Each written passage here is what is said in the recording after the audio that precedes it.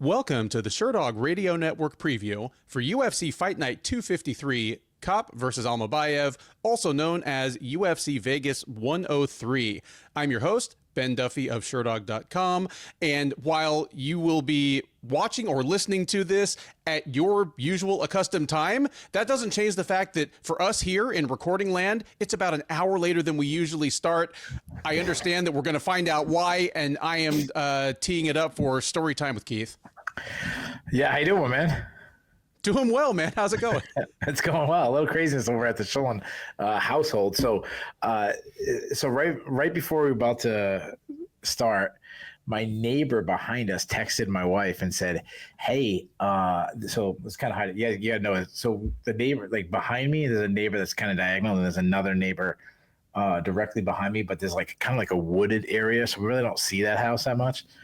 But my neighbor texted my wife, which again, I don't know why she texted her, said, "Hey, someone was trying to break into Sue's old house." So that's Sue's old house is the one she moved, but that's how we all knew Sue.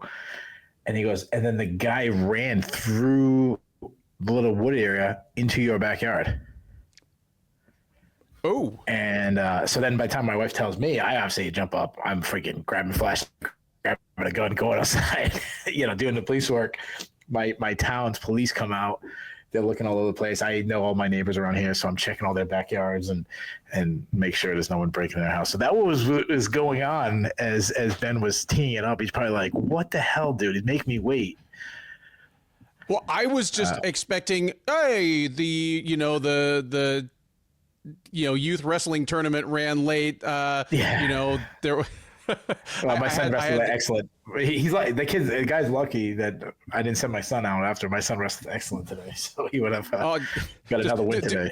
Do the Anthony Smith, like don't break the gun, just go shoot a double on the dude that's breaking into your house. Yeah, there's something mentally wrong with me. Like most people would be like, "Oh, thank God the guy's not in my backyard." I was all disappointed. I wanted to beat some guy up in front of my family to show that dad's an alpha male.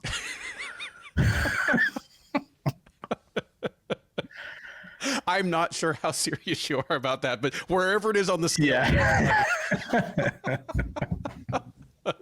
I hope I still have it. Maybe I don't, but I'll get my ass kicked in front of my family. But luckily the guy's not. Get him, Dad. Get him, Dad. Oh, Dad. Oh. Oh, shit. Send the dog out.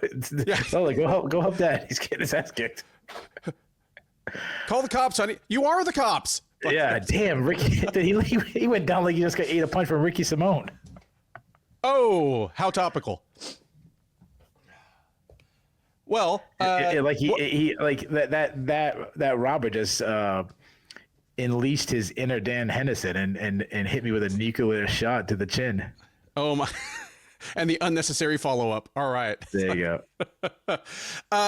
Well, if we're starting a little bit late and we still have a lengthy and luxurious story time, it's one of those fight night cards, and this one absolutely is. We're currently scheduled to have 12 fights walk through the octagon doors at the Apex on Saturday, topped off by a makeshift but nonetheless pretty intriguing men's flyweight headliner between Manel Kape and Asu Almabayev.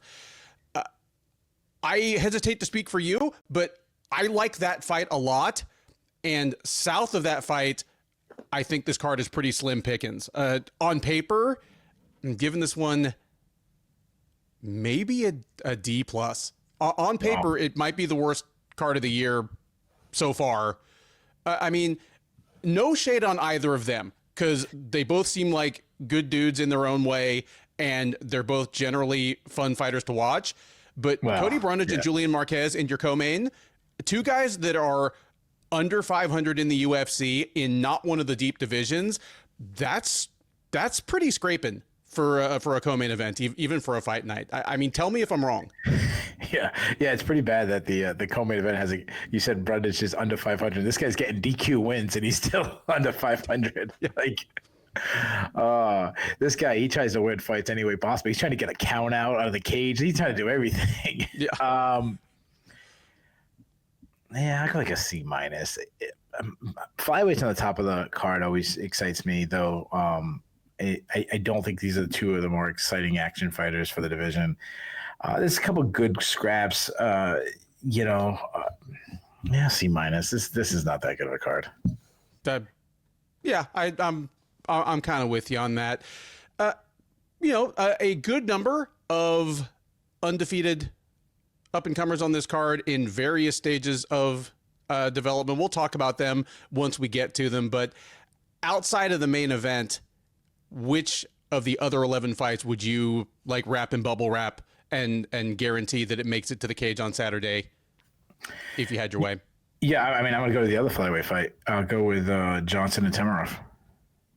Okay, I like that as well.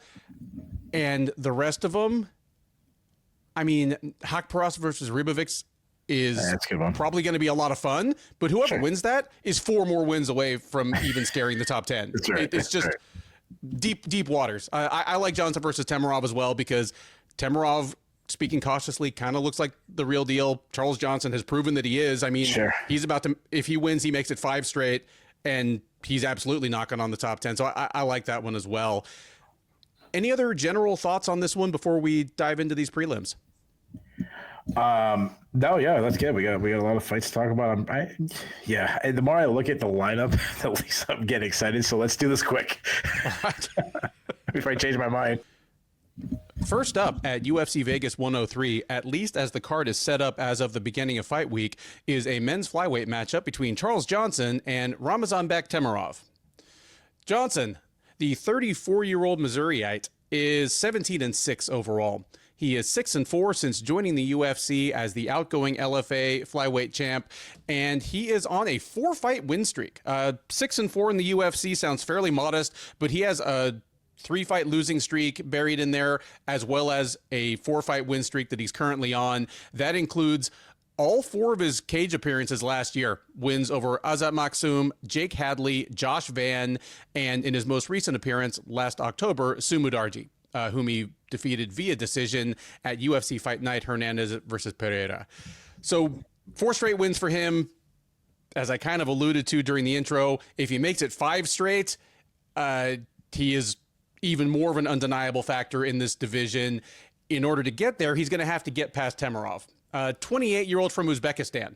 In fact, a protege of Mahmoud Muradov, Uzbekistani that used to be in the UFC up until like a year ago. He's 28 years old, 18-3 overall, 1-0 since joining the UFC out of Ryzen Fighting Federation. He made his debut at UFC Fight Night Royval versus Taira last October, knocking out CJ Vergara in the first round. So fantastic debut for him. I think that made 10 straight wins overall for him. He's going to look to make it 11. I will flip these odds to you. Your favorite is minus 135. Your underdog plus 110. Pretty close line. Who's the favorite, do you think? Temirov. You're correct. Temirov is the favorite. Johnson, just the slightest underdog. Now, I am on record as having underestimated Charles Johnson when he got to the UFC. Like, I thought he was going to be a lot of fun, but I thought he was going to be a win one, lose one guy who, stick around for a year or two, maybe pick up a bonus or two, be very attention getting as an impossibly tall flyweight. And now 4 years later, he was low key one of the UFC's breakout fighters of 2024. I mean, he got some votes in the Sherdog year-end voting just for having ripped through 4 opponents last year, including 2 guys in Jake Hadley and Josh Van that were probably more highly regarded prospects than him until he whooped them. So good stuff out of him. And I'm apparently not the only one who has been prone to underestimate this guy. And apparently we haven't all got the memo yet because, he's an underdog to Temirov. And I will say that based on his regional tape, and I'd say regional, he had like 3 fights in Ryzen. And then his debut against Vergara last fall, he looks like a legit dude. I mean, powerfully built, athletic, fast flyweight with good power. I mean, CJ Vergara is not a world beater as a flyweight, but he is tough to a fault. And seeing the way that Temirov just put it on him with, I mean, this card is topped by Manel Kape, and watching their fight, the Temirov versus Vergara fight back, I'm like, this almost looks like it would look like if Manel Kape decided to uncork second round Manel Kape in the first minute of a fight more often, because he threw a diversity of nasty strikes. And once, like, it didn't matter that Vergara was out there clearly wary of the power, trying to guard his chin, trying to, again, keep his face off the gunnery range, trying to keep distance. I think once Temirov realized that he wasn't just going to clock him with a headshot, he, backed him up, got his guard up, hit him with a brutal body shot. I wonder if the people that are picking Temirov here just see Charles Johnson with, the dude is super tall and long torso, and he's like, and thinking Temirov could find that liver, given enough time.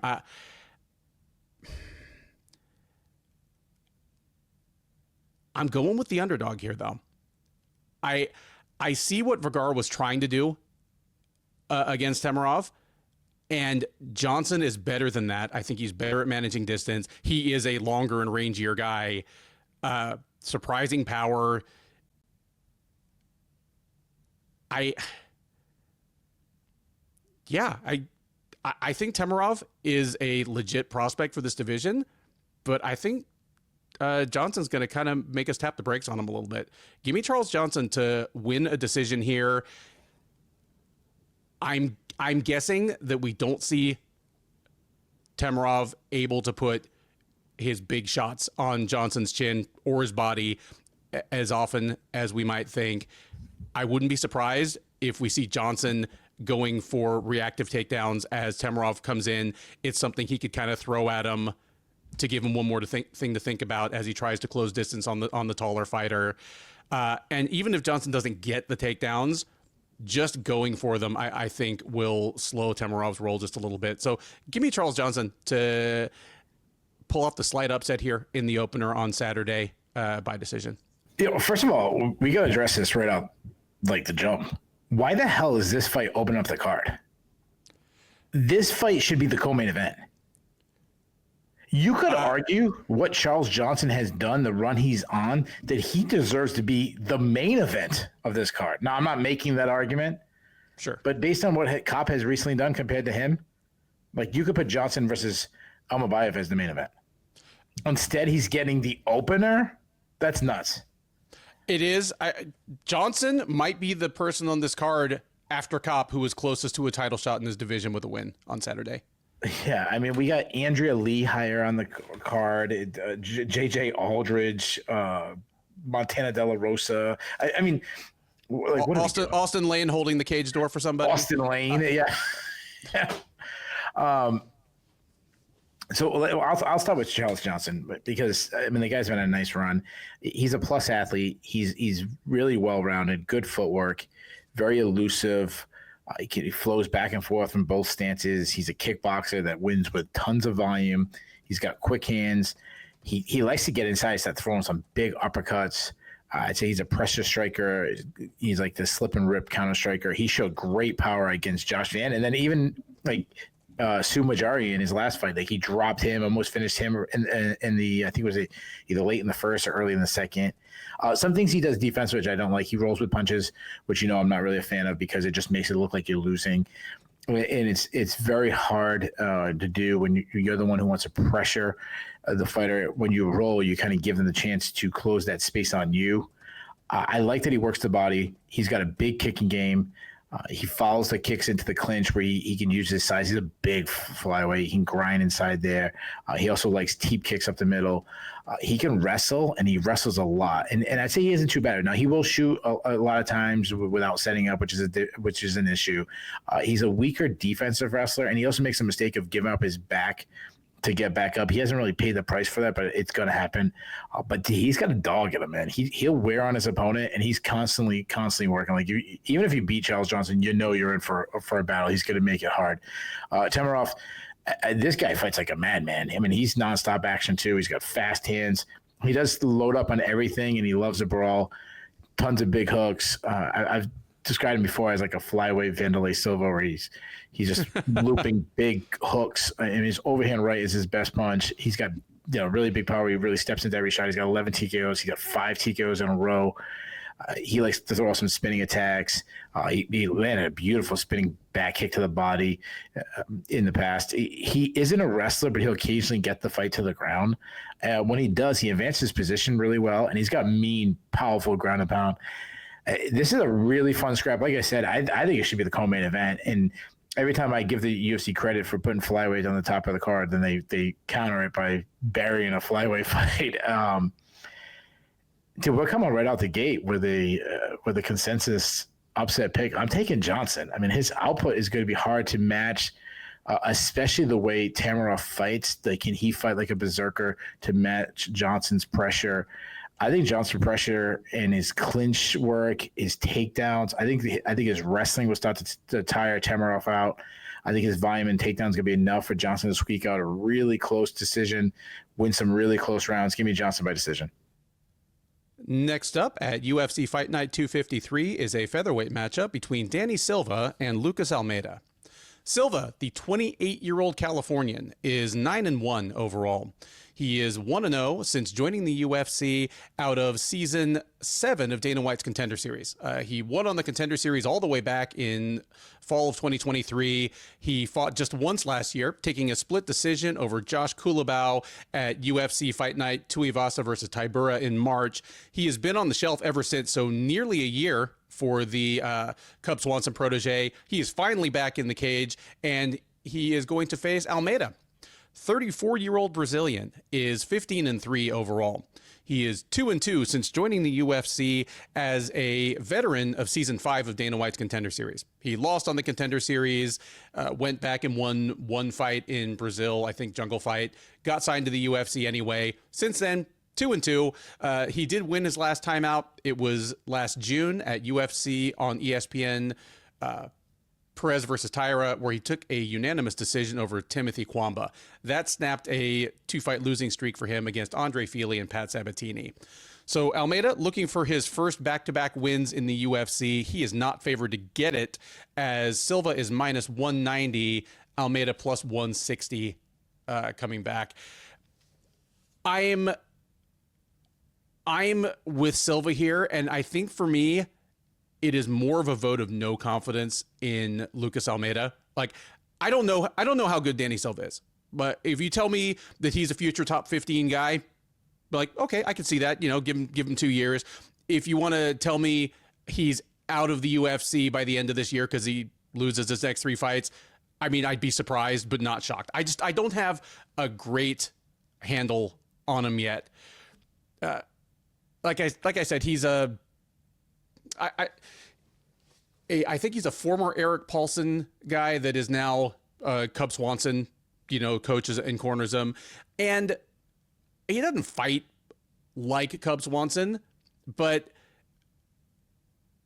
some similarities in that he is a fast twitch athlete that makes some pretty impressive stuff happen just with kind of his speed and fluidity, a lot of power in his strikes. And you can kind of see it in his Contender Series appearance. You can kind of see it in the Kulabau fight, but you can really see it in his regional footage where he has good power even when he's not overswinging on things. He just has the power that comes from being an athletic dude who can throw with good mechanics. But when he gets carried away, I think he does overswing some, which he doesn't need to. And it just, it compromises other things, his cardio, his defense. But even if we get, sloppy Danny Silva, I think he's going to be enough to take care of Almeida. I was mildly interested in Almeida when the UFC signed him. He had been on a massive win streak going into his Contender Series appearance. Losing to Daniel Zellhuber is something that's aged fairly well, as Zellhuber has, continued to be one of the better young prospects in the UFC. But since then, he's just kind of turned into a guy that beats the bad fighters and loses to the decent to good ones. And when he loses, the wheels really do seem to fall off. Like, he was there for what Pat Sabatini wants to do to people, take him down, throw a suffocating top position clinic on him, literally suffocating, as I think he got arm triangle choked by Sabatini, but then getting just blown out of his sneakers by Andre Fili in half a round was not a good look either. Like, at his best, he does hit really hard, but for a guy that's as big as he is, like, he's a super tall featherweight, even if he doesn't have the longest arms. Like, in some ways, he kind of reminds me of a featherweight Volkan Oezdemir, where he hits super hard, but everything looks kind of stiff for a guy that clearly wants to be a striker by preference, and just leaves him way too open defensively.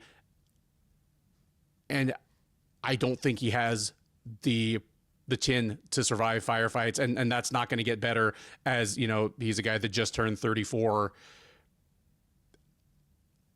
Like I said, I don't know yet how good Danny Silva really is, like how big his upside is, but I do think he's going to knock out Almeida. But I think both these guys tend to get drawn into firefights, sometimes to their own detriment. Silva can get drawn into them to his own detriment, but this won't be one of those times. Give me Silva by a second round TKO, and I bet it's going to be a crazy back and forth fight, and they're probably both going to be in the phone booth, and Silva's going to be the guy that slips a punch just enough and comes back with something that just flatlines Almeida. So I'll say this about Silva. I actually thought he lost to Josh Culibao. But that said, just to be competitive with a guy like Culibao, who has really kind of grown on me and showed that he's a tough out for anybody, is impressive. You mentioned it, like, Silva's a very aggressive striker. He can fight out of both stances. He fights with a lot of pressure. I think his boxing is definitely cleaner than Almeida. He's more technical. He got tight boxing. He's got some fast hands. I really like that he works the body. He really steps into his shot. He has decent power. I mean, he hurt Culibao early in their fight. He's got a good calf kicks. I mean, he dropped Culibao with the calf kick. I'm not crazy about his defense, and that's where I give Almeida a good chance, because he pillars, which is not really fun.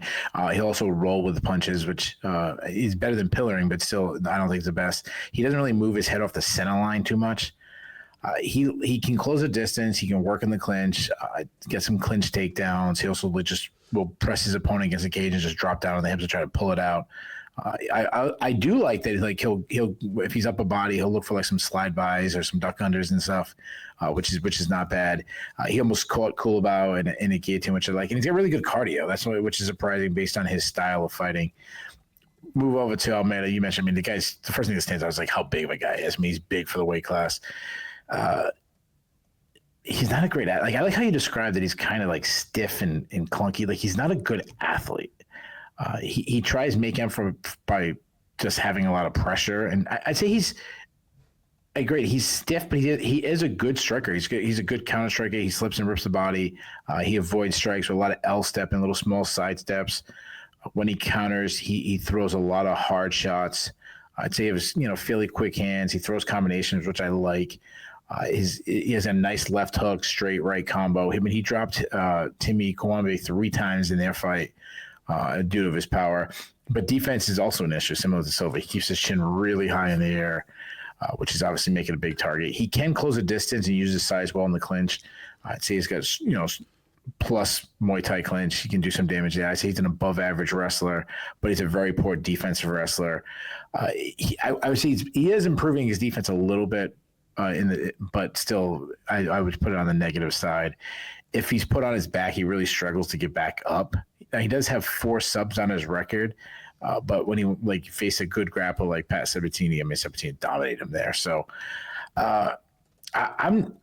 you said you're not sure how high you are on Silva. I'm not as high as you you said, could he be a top 15 guy? Could he be? Yeah, sure, but I'm not banking on it by any means. I'm not betting on it. I do view them both as UFC level talents, though. I hate Silva's pillaring, but I'm still picking him here. I think he might be better everywhere. I think he has the faster hands. I think he's the better offensive wrestler. I don't think he's going to. I mean, he could land a big shot. I don't think he's going to. I think he's going to win a decision. The UFC Vegas 103 undercard heads to the women's flyweight division for a clash between Montana De La Rosa and Luana Carolina. De La Rosa, the 30-year-old now fighting out of Colorado, is 13-9-1 overall. She is 6-5-1 since joining the UFC out of season 26 of The Ultimate Fighter. She did win her last time out. She took a split decision over Andrea Lee at UFC on ESPN Cannonier versus Imavov last June. That snapped a 3-fight losing streak for her. She will look to string together back-to-back wins in the UFC for the first time in 6 years by getting past Carolina. 31-year-old Brazilian is 11-4 overall. She is 6-3 since joining the UFC out of the first season of Dana White's Contender Series Brazil. She also won her last time out and is in fact on a 3-fight win streak dating back a little over a year and a half. She fought twice last year, knocking out Yulia Stoliarenko in February, then coming back in July at UFC on ESPN Lemos versus Jandiroba and taking a unanimous decision over Lucia Pudilova. So Carolina looking to make it 4 in a row, which in the wide open women's flyweight division would certainly make her a person of interest. I will flip these odds to you. The favorite is -140, the underdog +115. Who are they? Carolina's a favorite. You are correct. Luana Carolina is the favorite. Montana De La Rosa just above even money as your underdog. Interesting trivia note. Montana De La Rosa was, of course, born in Montana. All the kids in her family are named after where they were born. So she has sisters named Virginia, Dakota, and Connecticut. That's awesome. I'm just kidding. All right. I'm gonna one's name's like bathtub.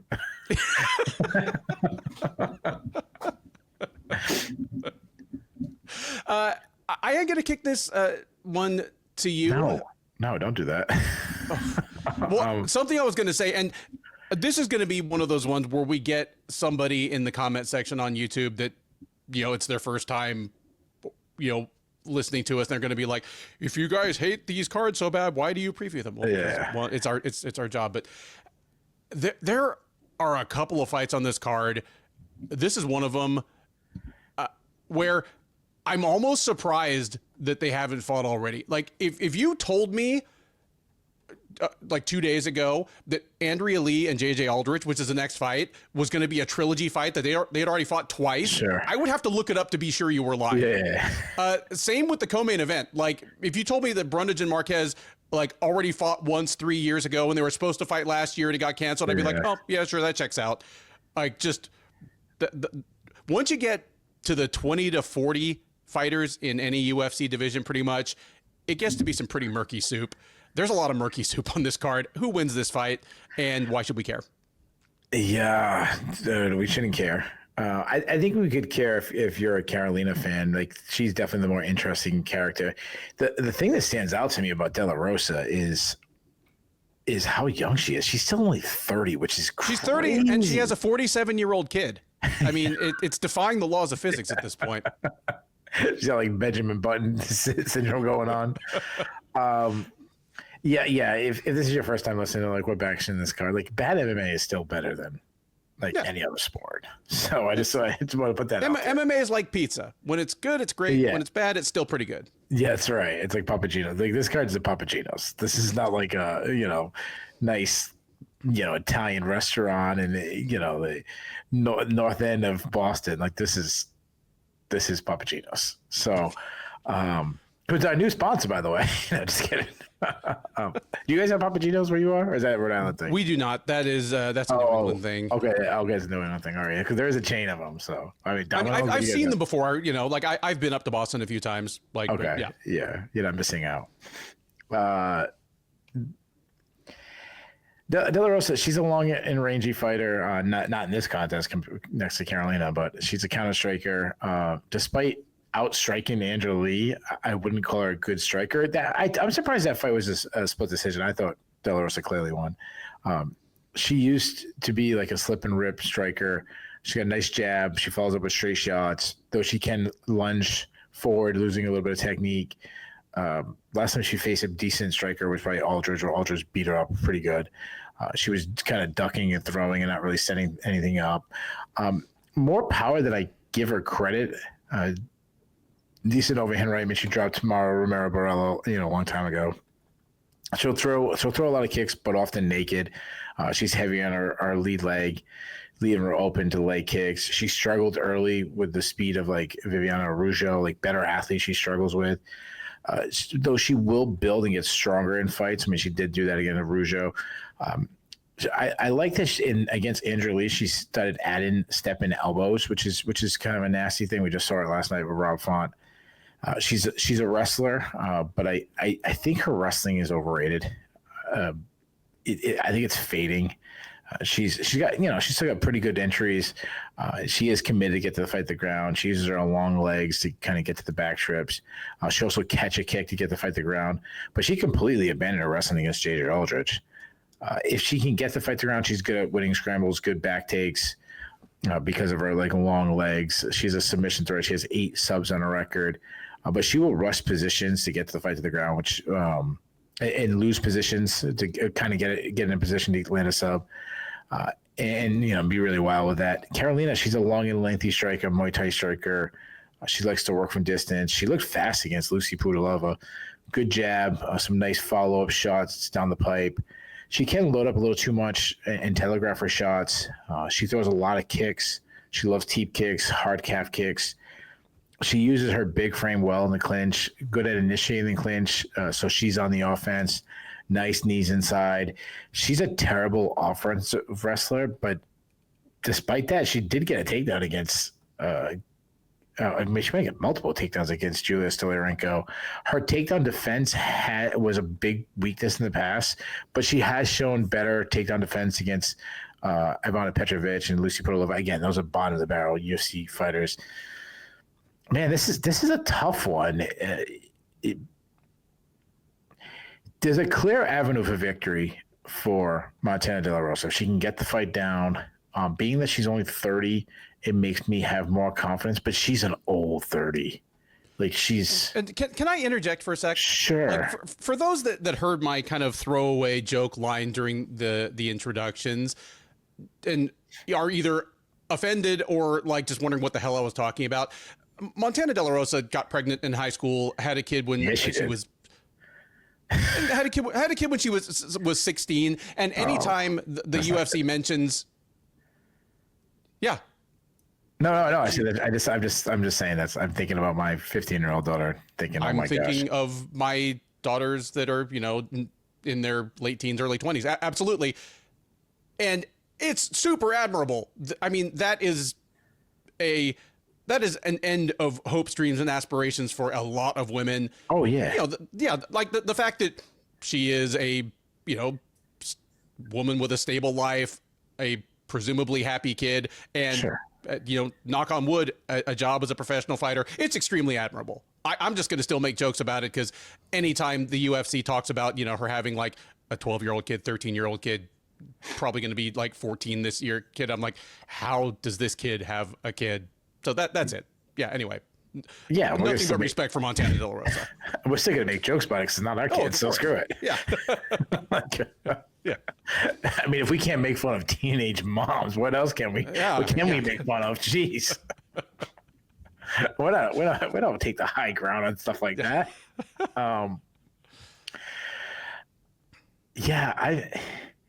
That keeps standing out to me that she could wrestle and yeah, Carolina's on a 4-fight win streak, but she's beating nobody. That said, I don't know if De La Rosa is all the way into this sport. I think Carolina. I originally was taking Montana De La Rosa as just saying she's going to take the fight to the ground. She's going to sub her. I don't know if she has that ability anymore. I think it might be that. I think we might see like a kickboxing matchup where Carolina's landing teep kicks. She's getting the clinch. She's doing work in the clinch. Carolina is a fighter that's on the rise, and De La Rosa has got one foot out the door. Side note, why it's kind of funny that De La Rosa just beat Andrea Lee, and Andrea Lee is still higher up on the card, but give me Carolina by decision.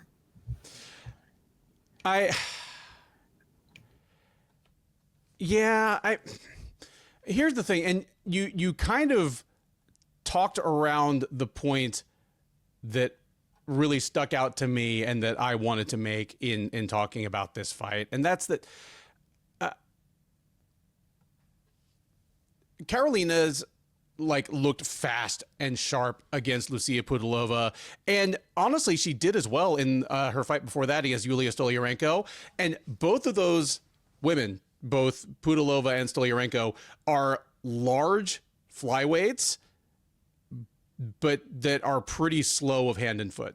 Stoliarenko's been an improving striker, but it still ain't great, and Pudilova is somebody that at this point I'm comfortable saying she looks like a dynamite striker when she's over in the Czech Republic, whipping on just not good fighters. And she can't actually make that game go against even the Luana Carolinas of the world. Montana De La Rosa, kind of like Stoliarenko, her striking has improved over the course of her career, certainly since she was in LFA and on Tough. But still, she is somebody that is a good-sized flyweight, and her striking is built around trying to make up for her deficiencies in speed and athleticism. That sounds to me like a recipe for Carolina kind of piecing her up in a straightforward kind of kickboxing washing over 3 rounds. Because, I had the same thought process. De La Rosa has a clear route to victory. Take Carolina down early enough in rounds or often enough to, one, keep her from just really starting to put the spurs into it on the feet and outland you 3-1, and, do some work yourself and win those rounds. But I don't have the confidence that she's going to try, and if she does try, that she's going to be able to.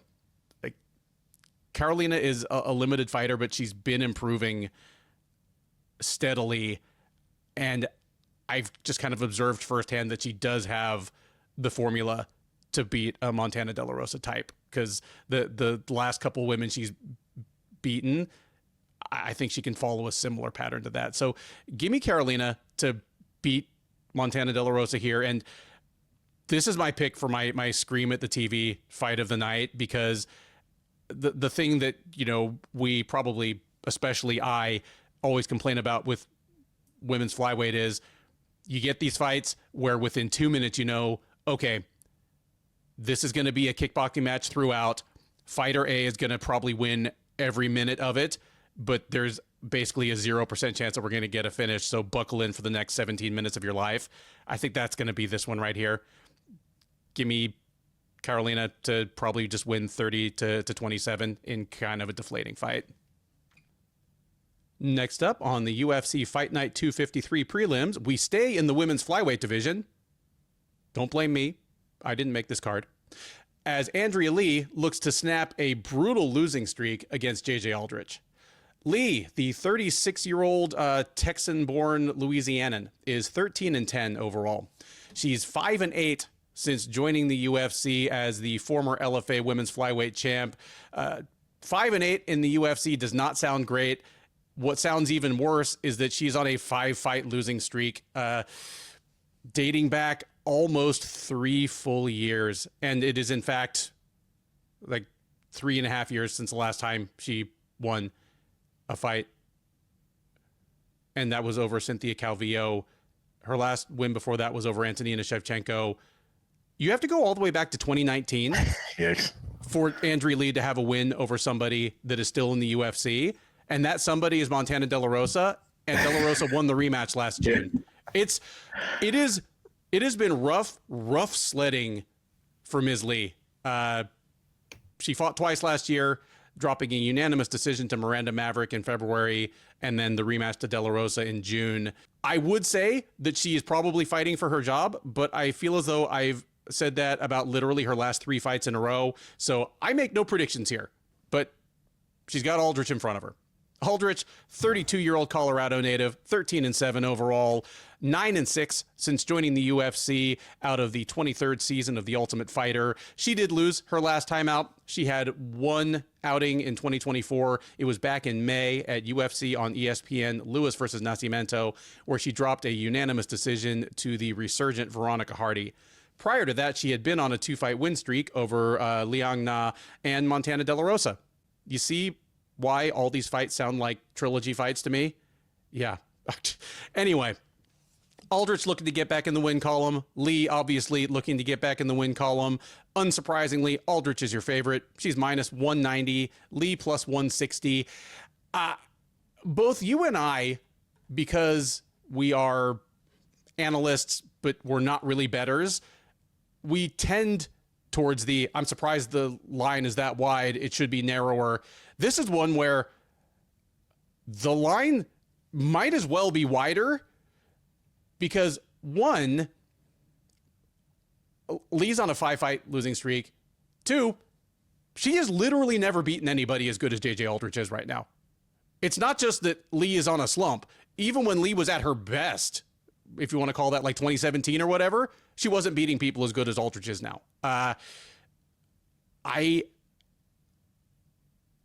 On some level, yeah, I get why Andrea Lee is probably still in the UFC. Like, sorry, Ben, you know her best win is probably Montana De La Rosa. Yeah. Well, yeah, because when she beat Veronica Hardy back in 2018, Veronica Hardy was not good. Completely different. Yeah.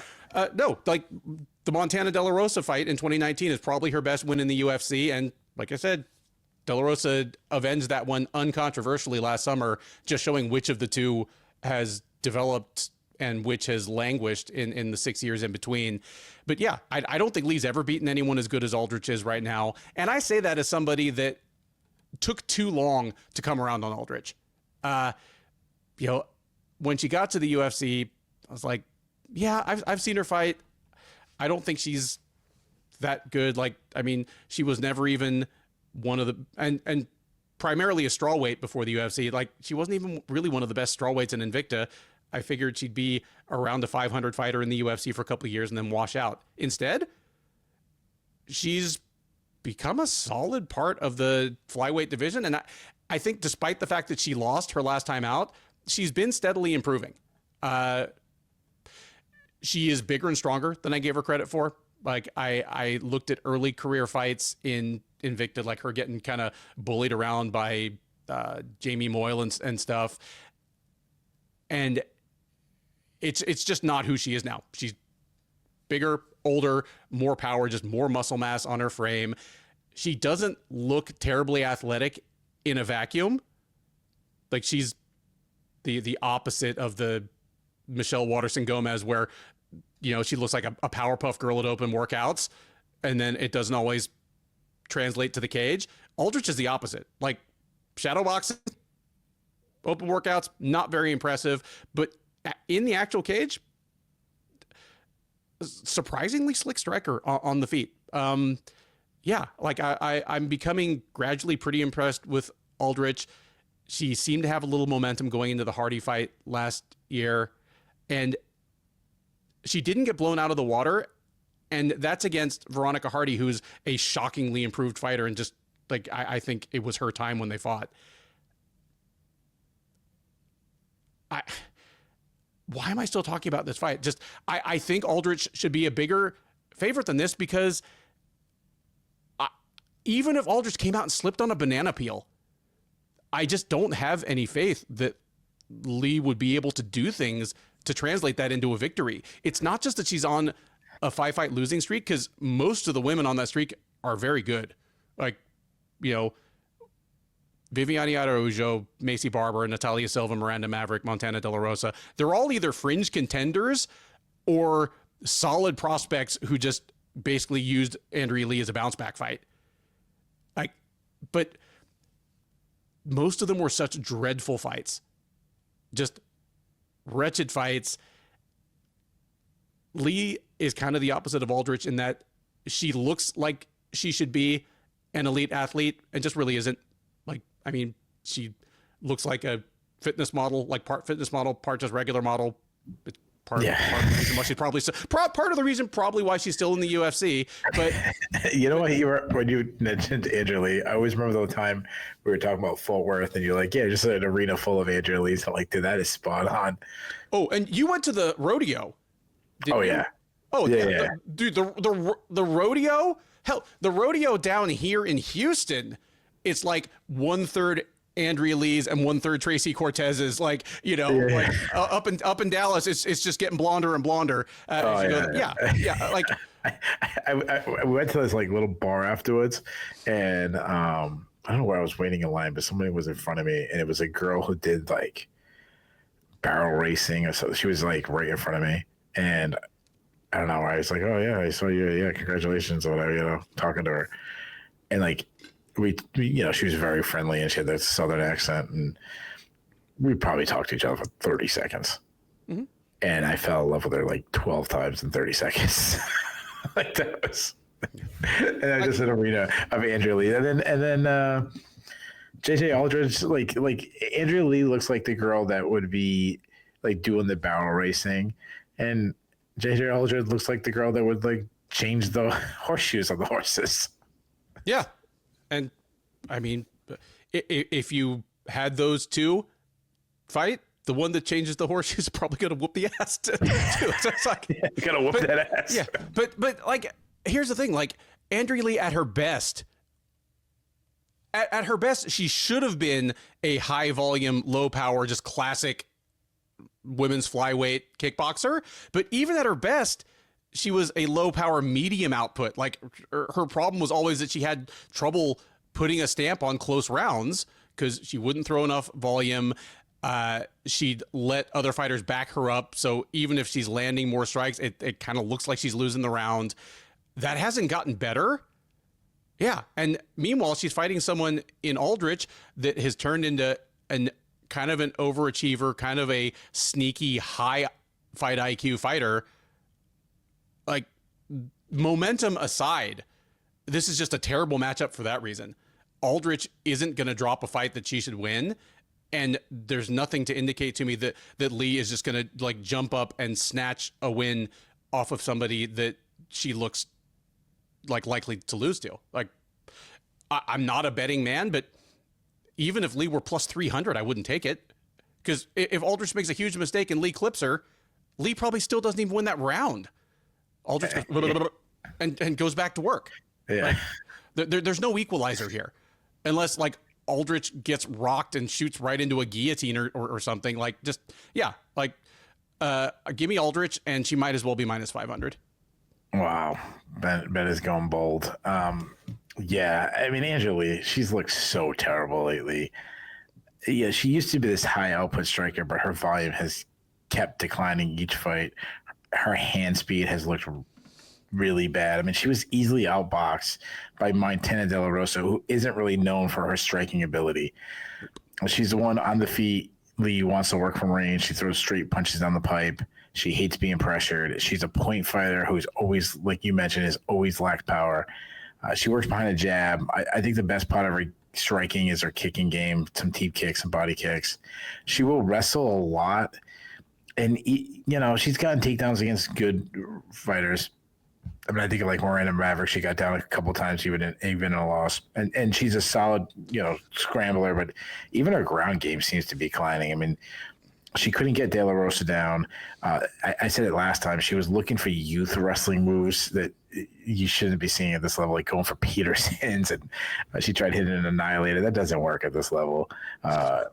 She has a weak. What, guys? No, I'm just like stuff that we would do in wrestling practice just for fun. Yeah. Against scrubs, like my son wrestled today, and he was wrestling a kid that was like, this kid has no business wrestling my son. So that's when you tell him, like, hey, dude, don't just take this kid down and pin him right away. Like, work your moves. Like, let's work. We've added this new move. Let's start working. Let's try that. Let's try this new setup. And I'm not trying to dog some 10-year-old kid, but there was hit a banana split and do the Nate Diaz 2 middle fingers to this guy.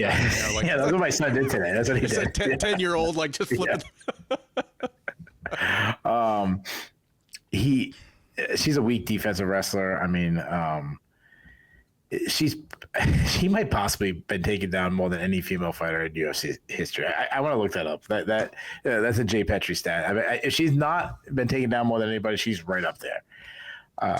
And she also struggles. You know why she might not be there? Because she struggles to get back to her feet to get taken down again. So spending long times on her back doesn't help.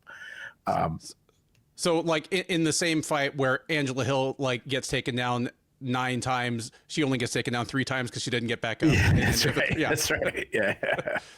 JJ Aldrich, and I want to say something like, I kind of made like a little joke about Aldrich's looks. She's not an ugly person. I wasn't trying not at all. say that. She just, like I was saying, like she's not a model. But she will say something about that herself during fight week, that like she's the blue collar, hard nosed looking. Yeah, fighter. yeah. Like it wouldn't surprise anybody. Yeah, she's fine. Like, yeah, she doesn't look like an athlete, but she looks more like a soccer mom, or she didn't look like a soccer mom. She looked like the soccer mom's friend. Like never married. So all right, so. So Aunt JJ, the lesbian aunt, that picks your kids up from soccer practice sometimes when you go. Yeah, and like curses all like men, though she never had a boyfriend in her life.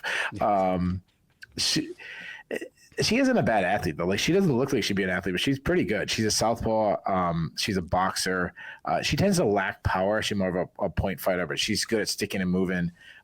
She will throw a lot of too many single strikes, which I don't like. But she's got good footwork. She cut angles really well on her attacks, kind of keeping her opponents guessing. She sets her shots up with feints, tries to draw out attacks and counter. When she lets her hands go, I like her hands. She's got a nice 1-2 combination. She's got some pretty quick hands. She tends to headhunt a little too much for my liking.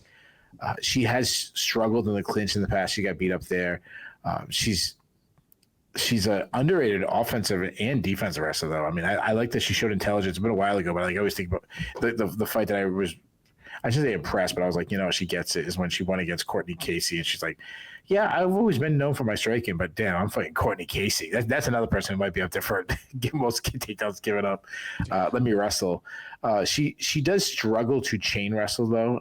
She needs to learn, going from doubles to singles and going to back strips and stuff like that. She still struggles with that. And I always go back to like Na Liang, like headlocked her twice, which is really, really bad.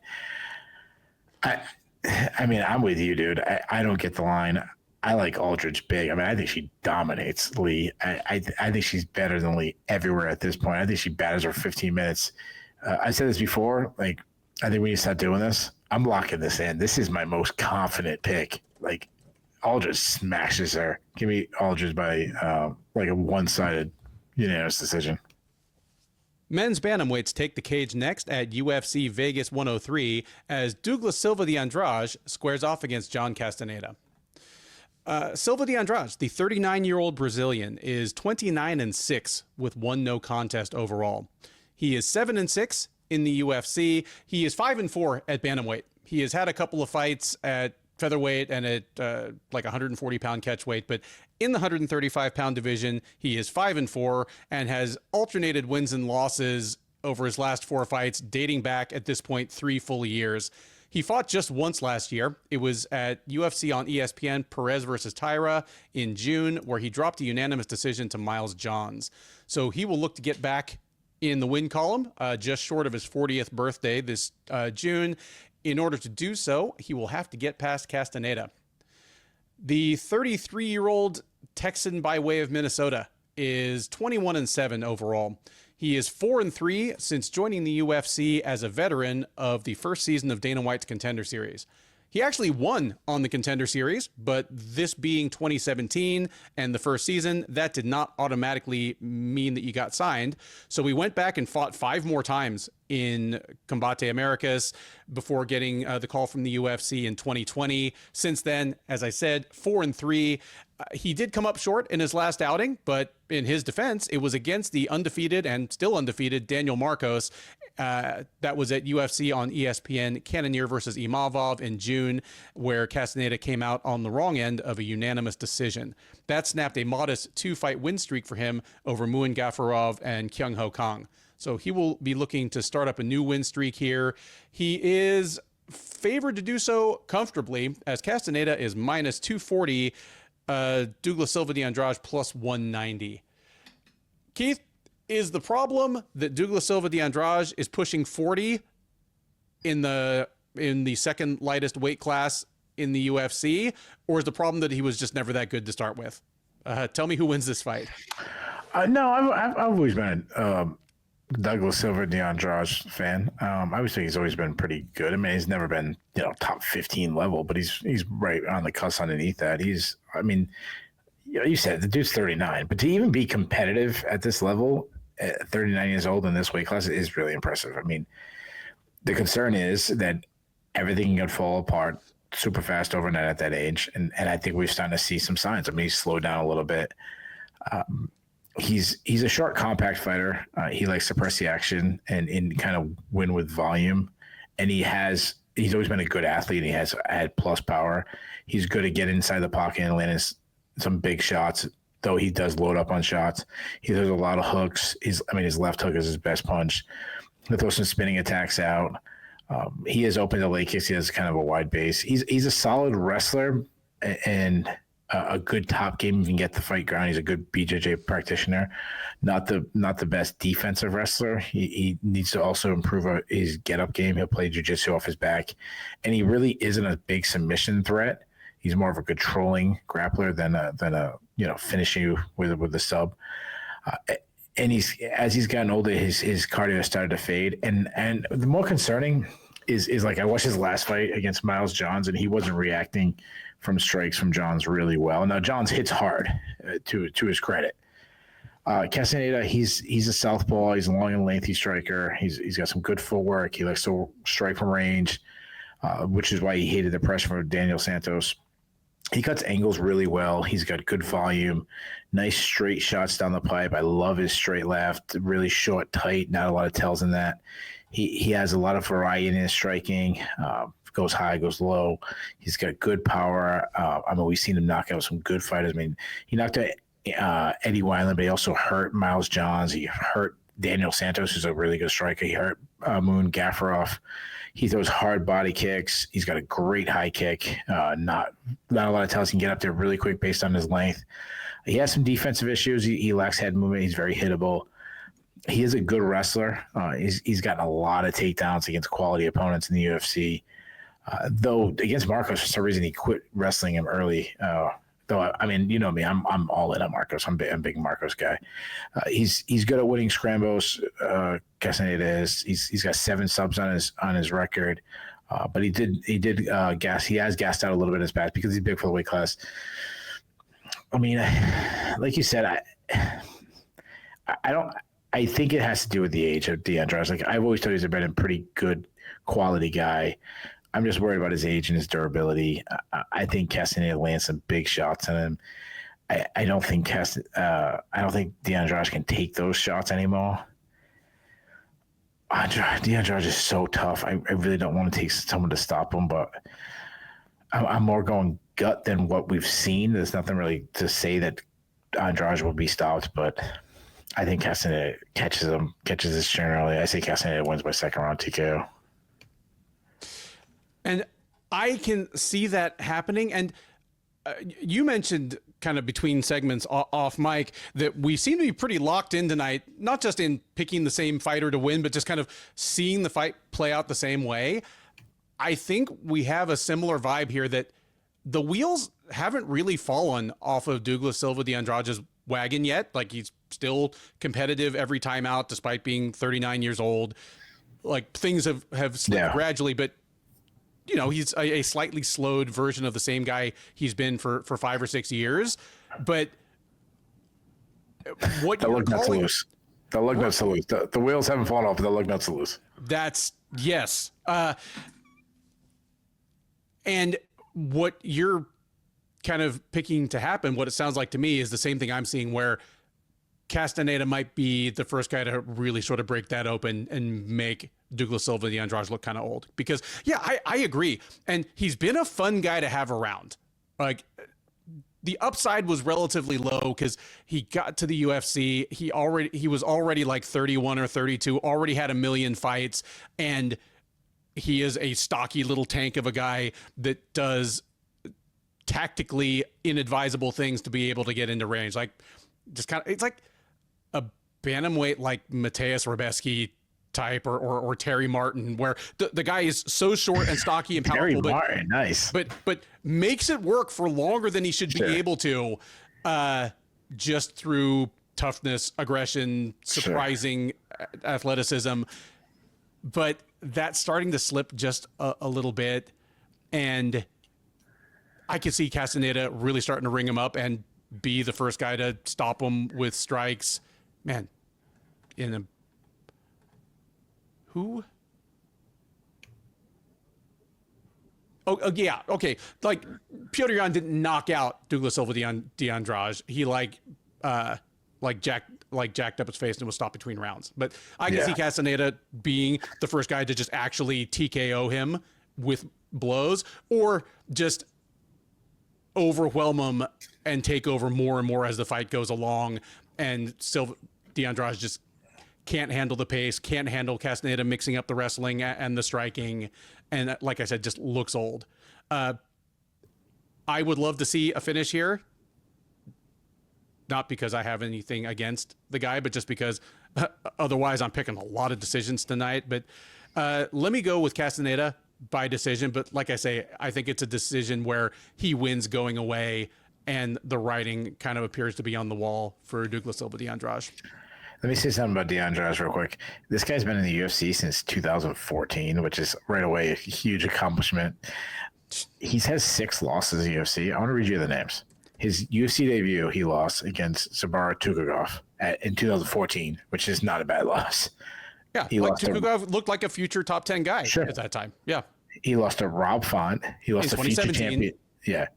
He lost to future champion Petr Yan.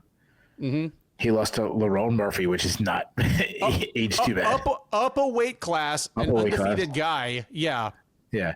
He lost to Saeed Nurmagomedov, and his last fight he lost to Miles Johnson. What's a bad loss in that run?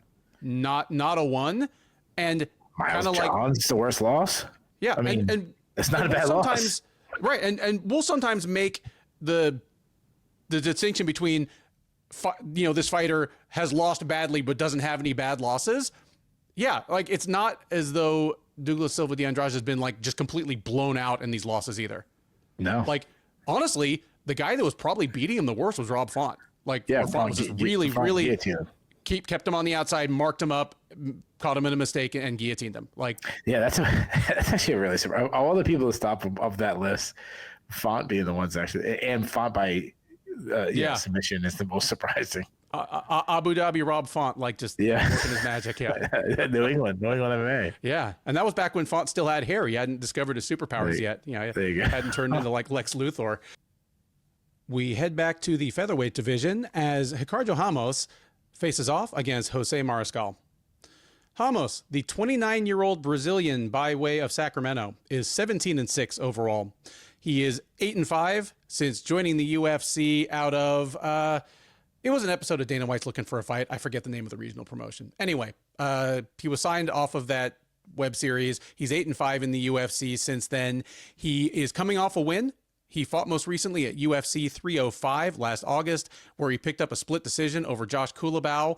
How many fighters is that on this card that beat Josh Kulabau in their last fight when they probably should have lost? Anyway, that snapped a 2-fight losing streak for Ramos against Charles Rodin and Juliana Rosa. So he will look to put together a win streak for the first time since 2019. In order to do so, he will have to get past Jose Mariscal. The 32-year-old Chicago native is 17-6 with 1 no contest overall. He is a perfect 4-0 in the UFC and is on a 7-fight win streak overall. He fought twice last year, taking a split decision over Morgan Charrier in April, then coming back in August and taking a unanimous decision over Damon Jackson. Mariscal will look to make it 5 in a row to open his UFC run in one of the deeper, tougher divisions in the promotion, continue to make unexpected amounts of noise, and he is comfortably favored to do so. In fact, I believe Mariscal is the biggest favorite on the entire card, as he is minus 425. Wow. Ramos out there at plus 350 as your underdog.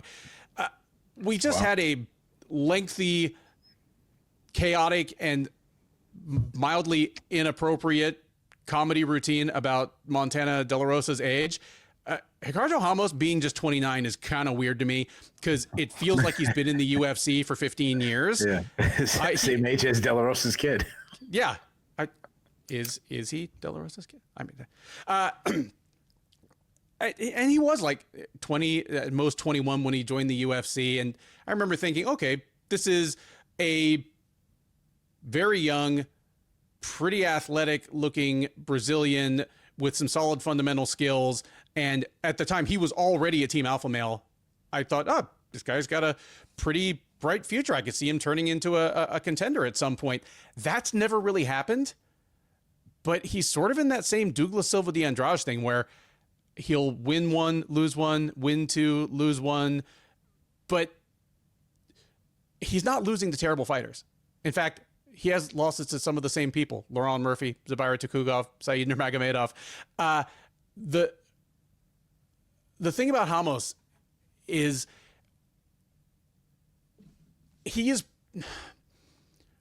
when he gets comfortable in a fight, when he's allowed to get comfortable in a fight, I think he becomes very dangerous. He becomes a guy that is offensively potent and is also pretty good at winning decisions. Like, if he can avoid getting obliterated in the first 4 minutes of a fight, he turns into a guy that's good at making it look like he's winning close rounds. His problem has been repeatedly more aggressive fighters, recklessly aggressive in some cases, have just destroyed him before he can get untracked. And that's something that's never really changed, even as he's become probably a better fighter overall. And it was a story pretty early. I mean, Said Nurmagomedov is a very good fighter, but I don't think of him as this psychotically aggressive guy out of the gate. And Nurmagomedov blasted him in half a round. Laurent Murphy is definitely not a fast starter, definitely not a go for broke offensive fighter. And Murphy started catching him early and started rolling downhill on him really quick and put him away in the first round. Charles Rodin and Julian Rosa, that is what they do, but that showed that Ramos is not past that yet. That gives me concern against Jose Mariscal, because while Mariscal has gone to the judges in, I think, 3 of his 4 UFC fights so far, he's a guy that's going to step on the gas right away. And he's a guy that is smart enough and well coached enough to see this same tendency in Ramos that, I mean, I see just as a third party observer, and go, his coaches at Elevation Fight Team are going to be like, you know what, let's jump on this guy and see if we can get him out of there in 3 minutes and make it a real quick night at the office. Like, Mariscal, being as crisp a puncher as he is, with the kind of power that he has, the willingness to throw volume and throw combinations, is kind of built to take advantage of that tendency in Ramos. If he does that, great. Give me Mariscal by knockout inside of 3 or 4 minutes. If he doesn't, I'm still leaning Mariscal. He's shown the ability to keep a pretty high pace going for at least a 3-round fight. While he is not bulletproof defensively, like, he gets tagged in his fights, it hasn't cost him yet. And that includes some fights, like up out of his weight class against pretty hard hitters. I mean, like the Trevor Peek fight, I think was at lightweight. the Damon Jackson fight was at 150 pound catch weight. Yeah, I mean, I understand why Mariscal is the biggest favorite on the card. I think he either wins this and it's a real short night for Ricardo Ramos, or he wins this and it's a real long night for Ramos, where he's getting taken down, then he's, getting back to his feet, getting boxed up, getting taken down again, and Mariscal is just the guy who's kind of in control of the fight the whole time. That's one possibility. I'm going with the other one. Maybe it's wishful thinking, but give me Jose Mariscal to once again take advantage of Ricardo Ramos's historically slow starts and get him out of there quickly. I'll take Mariscal by first round knockout.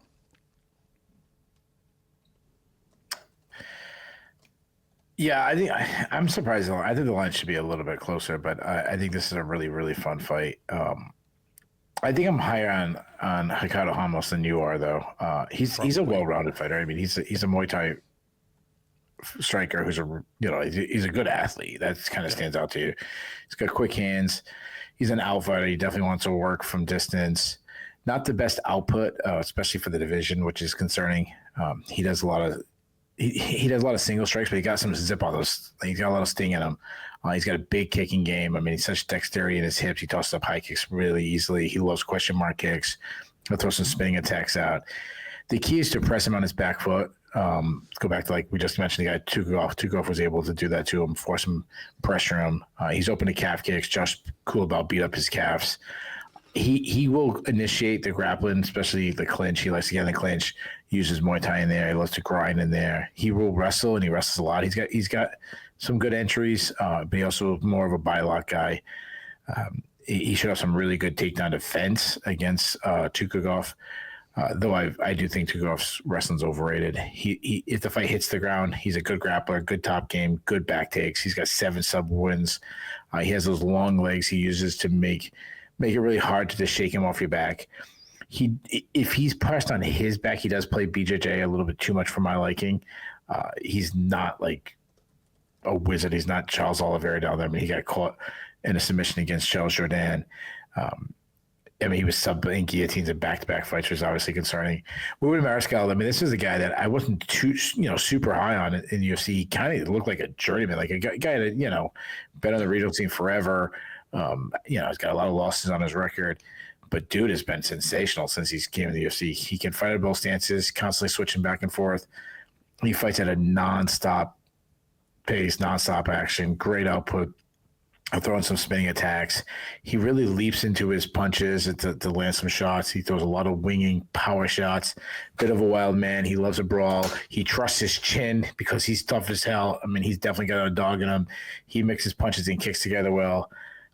Big kicking game, mean kicking game, good at chopping his opponent's legs.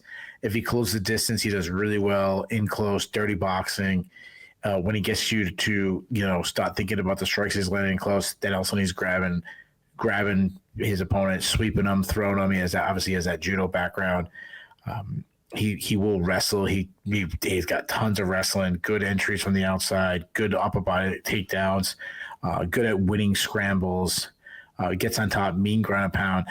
And as his opponent gets up, I love about it. I always like to tell the guys when I coach wrestling, no freebies. Someone shoots on you or you're in a tough position, you don't let them off. You make him pay for a bad shot. He's that way. He takes you down. He's going to make you work hard. He's going to punch you. He's going to knee you. He's going to hit you in all the small spaces. No freebies with this guy. That's what I love about him. He has a submission there. He's got 3 subs. I think this is a tremendous fight. I think Mariscal is a dog.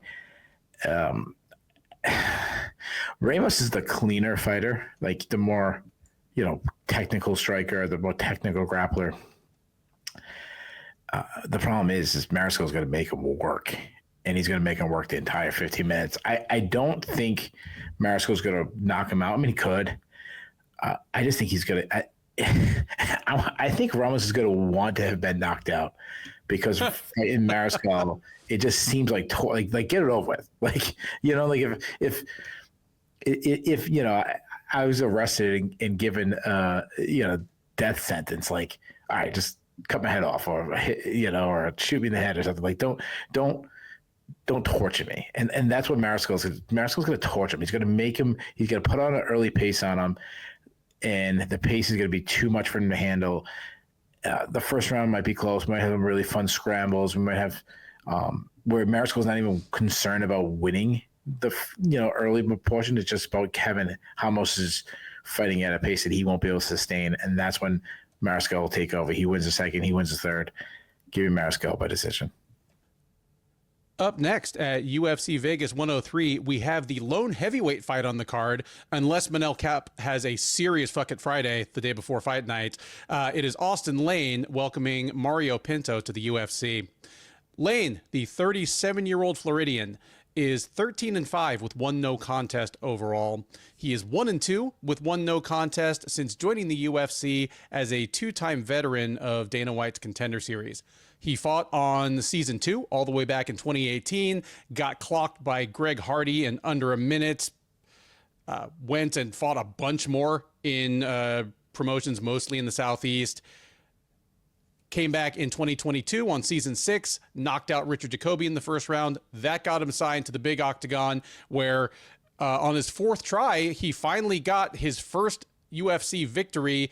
That was back in October at UFC Fight Night, Hernandez versus Pereira, where he continued the humiliating derailing of the Robelas de Spain hype train. That snapped a 2-fight losing streak for Lane against Justin Tafa and Jonata Diniz. Lane will now look to string together 2 consecutive wins in the octagon. In order to do so, he will need to get past another enormous and somewhat touted prospect in the form of Pinto. Pinto, 26-year-old from Portugal by way of England, is a perfect 9-0 as a professional. This will be his UFC debut, but he fought on the Contender Series last October, knocking out Lucas Camacho in under 2 minutes. Pinto comes to this fight comfortably favored to get it done in his UFC debut, as he is minus 350, Lane plus 275 coming back. Austen Lane is, oh man. Well, one, he has continued walking proof that getting like quote unquote like A-level athletes in MMA doesn't necessarily equate to great results. He's another guy that, was a decent college football player. I believe he, had a cup of coffee in a couple NFL camps, has been a fighter for, 6 or 7 years now. And just, he's not good. Well, here's the thing. Like, the thing about heavyweight, especially heavyweight outside of like the 10 best heavyweights in the world. So tell me how many professional heavyweight mixed martial artists had a fight in 2024? Was it a couple hundred? Was it 1,000? I don't know. But once you get past the 10 best of them, most of them have fight ending power, and very few of them have decent striking defense. And Austen Lane is just not built for that cold world. I mean, he's a big guy, but he's not one of the dudes that walks around at 285 pounds and has to like suck down water weight to get below the limit. He's, he's a former edge rusher in college. Like, he's like 6'6" with a huge wingspan and fights at his walking weight of like 250 pounds. Like, he's that type of guy. But in spite of looking like an elite athlete in a football type scenario, like, I'm sure he could do better at, at like the 3-cone drill than a lot of heavyweights that have beaten him. Like, yeah, he would destroy Justin Tafa at the NFL Combine. Justin Tafa destroyed him in a fight. Yeah, Lane, he's tall. He has tall man defensive problems. Like, doesn't bring his hands back up, doesn't move his head off the center line, and doesn't have the chin to allow that to be a viable approach to fighting. Like, he hits very hard, and he actually throws a pretty good diversity of strikes. He takes good advantage of his height and reach offensively, just not defensively. Like, so a lot of his fights just end up being who can touch the other guy first. And against UFC or even Dana White's Contender Series level competition, it's about a 50-50 proposition. I think I picked Robelas de Spain against Lane because I said, okay, Despain's been exposed as maybe the worst defensive wrestler to enter the UFC in 20 years. But Austen Lane's not going to take advantage of that. Lane's going to go out, try to throw haymakers with this guy, and Lane's going to get erased in 45 seconds. But nope, Lane went and took him down over and over again. That's great. I'm glad that he got a win in the UFC, but I think it's back. I think it's back to the Austen Lane we know and love here. I don't know if Mario Pinto is a future contender. Like, he's just so raw and he's not fought anybody good. If he gets to the UFC and barely gets past Lane and then loses his next 3 fights, I won't be that shocked. If he obliterates Lane and wins his next 5 fights and all of a sudden he's fighting top 10 competition late next year, that wouldn't shock me either. He's so raw. What we do know about him is he is an enormous guy who is very nimble and fluid for a guy of his size. Like, he's 6'5", 6'6", looks like he probably cuts weight to get under, 265, not fat.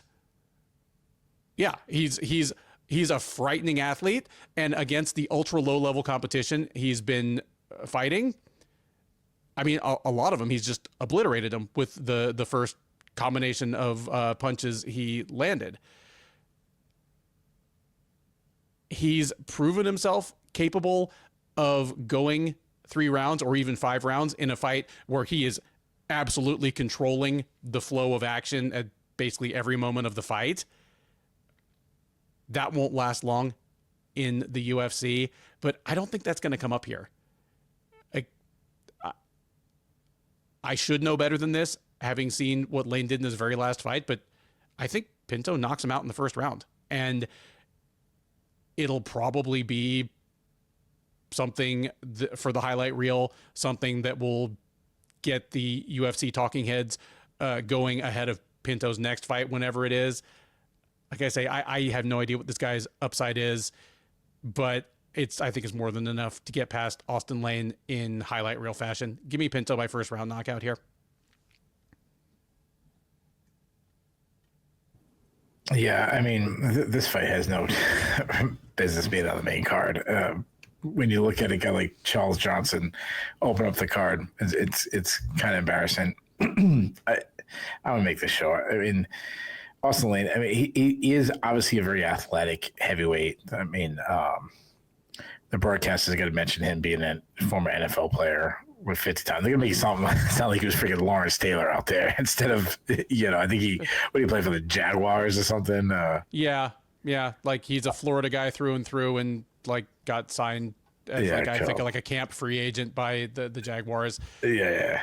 So there's a guy at my work who played in the NFL, and he's now working third shift. So, He isn't a very good striker. I mean, he drops his hands. He keeps his chin high in the air. He does have a big kicking game. He's got some good teep kicks. Throws naked leg kicks, so he's open to be countered. He will look to wrestle, but he's a weak defensive wrestler. He was mounted on the Contender Series. If he ends up on top, he does throw some hard ground and pound. We saw that in his last fight. But you got to be worried about his chin. I mean, he was knocked out bad by Justin Taffer, and that's a win that a loss that hasn't aged well.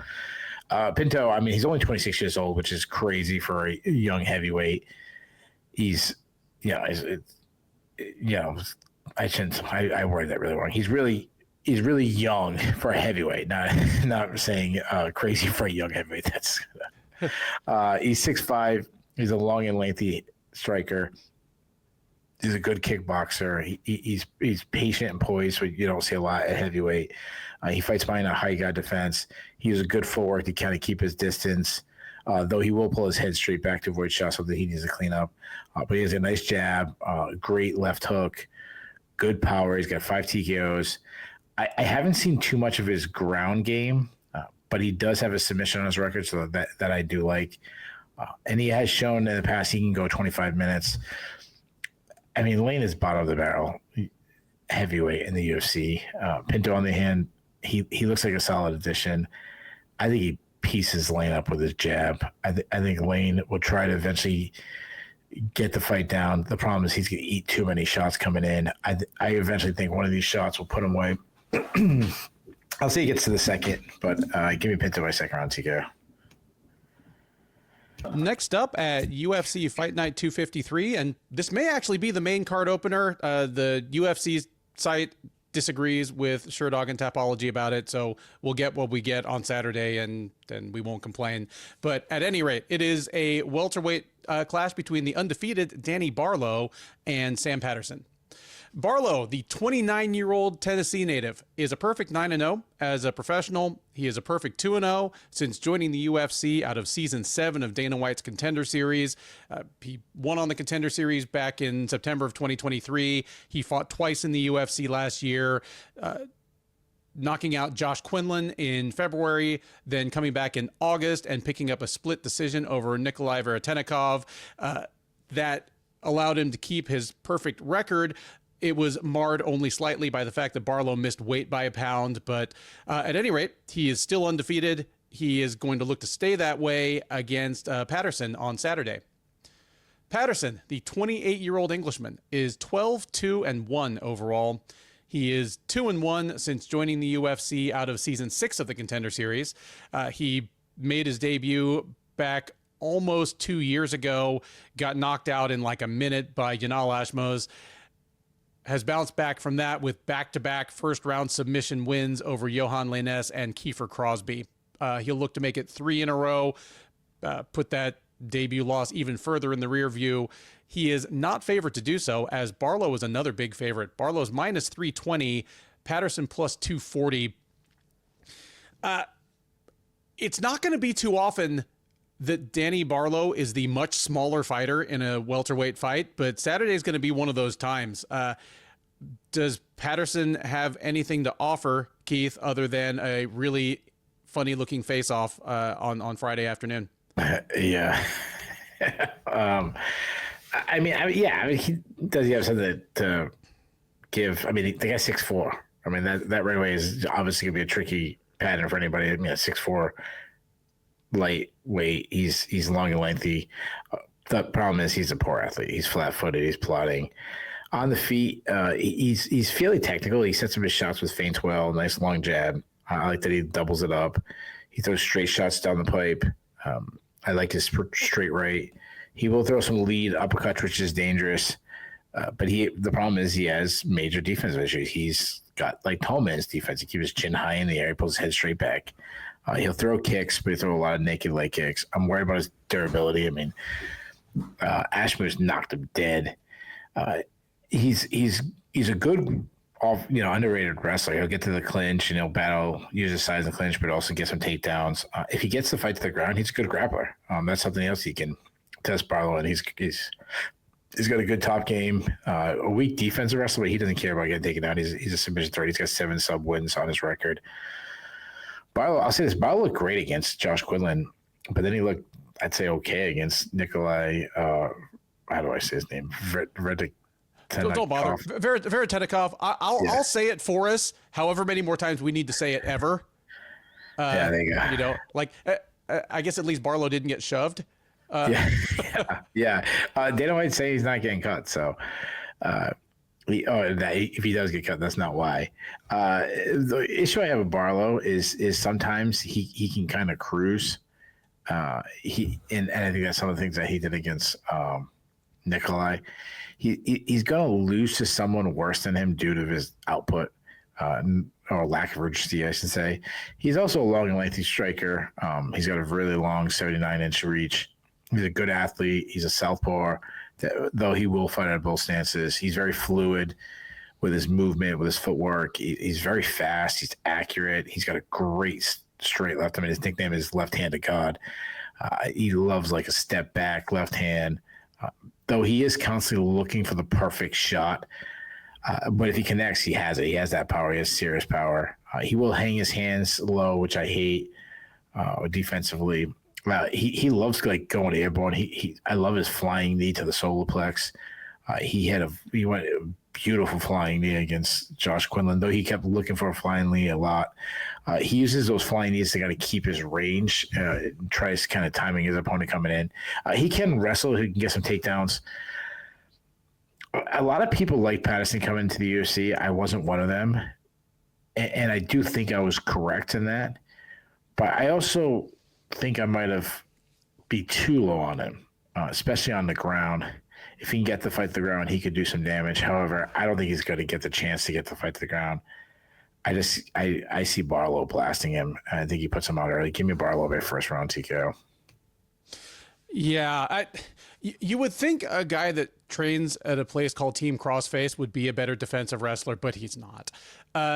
There's something about, well, for one thing, I kind of made the joke in talking about UFC Seattle this past weekend that, I take 1 week off and they stick Khalil Roundtree in a sauna and try to pass him off to me as a new fighter. Sam Patterson is the same way. Like, I feel as though they took the briefly employed UFC light heavyweight Luke Barnett from like 10 or 12 years ago, ran him through a sauna and brought him back. He's just this like impossibly tall, kind of slow-footed British guy.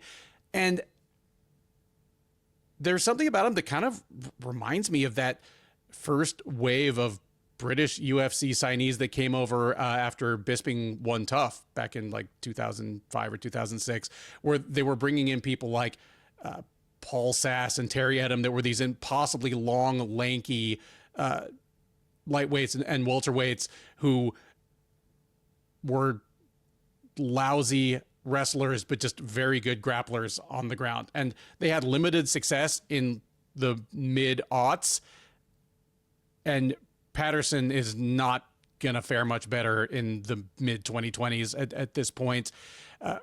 All of his bad defensive habits that you mentioned that only exacerbate the fact that he's going to be slower of hand and foot than just about everybody he fights. Like, he's always going to have routes to victory in the UFC. And for what it's worth, I do think he's better off at 170 than at 155. But his opponents are always going to have clear routes to victory against him as well. If he's at this kind of speed deficit and has these defensive holes at age 28, that's not going to get better as he goes into his 30s. I'm with you in that Barlow is a promising prospect who does some things well, but he definitely stands out as a guy that's, even if he is a future top 10 guy, future high level contender, is going to take some losses on the way up. And probably at least some of them are going to be to people that are not as good a fighter as him in a technical sense. I just don't think this is going to be it. One thing Barlow is pretty good at is working to find the other guy's chin. And I think he's going to find Patterson's.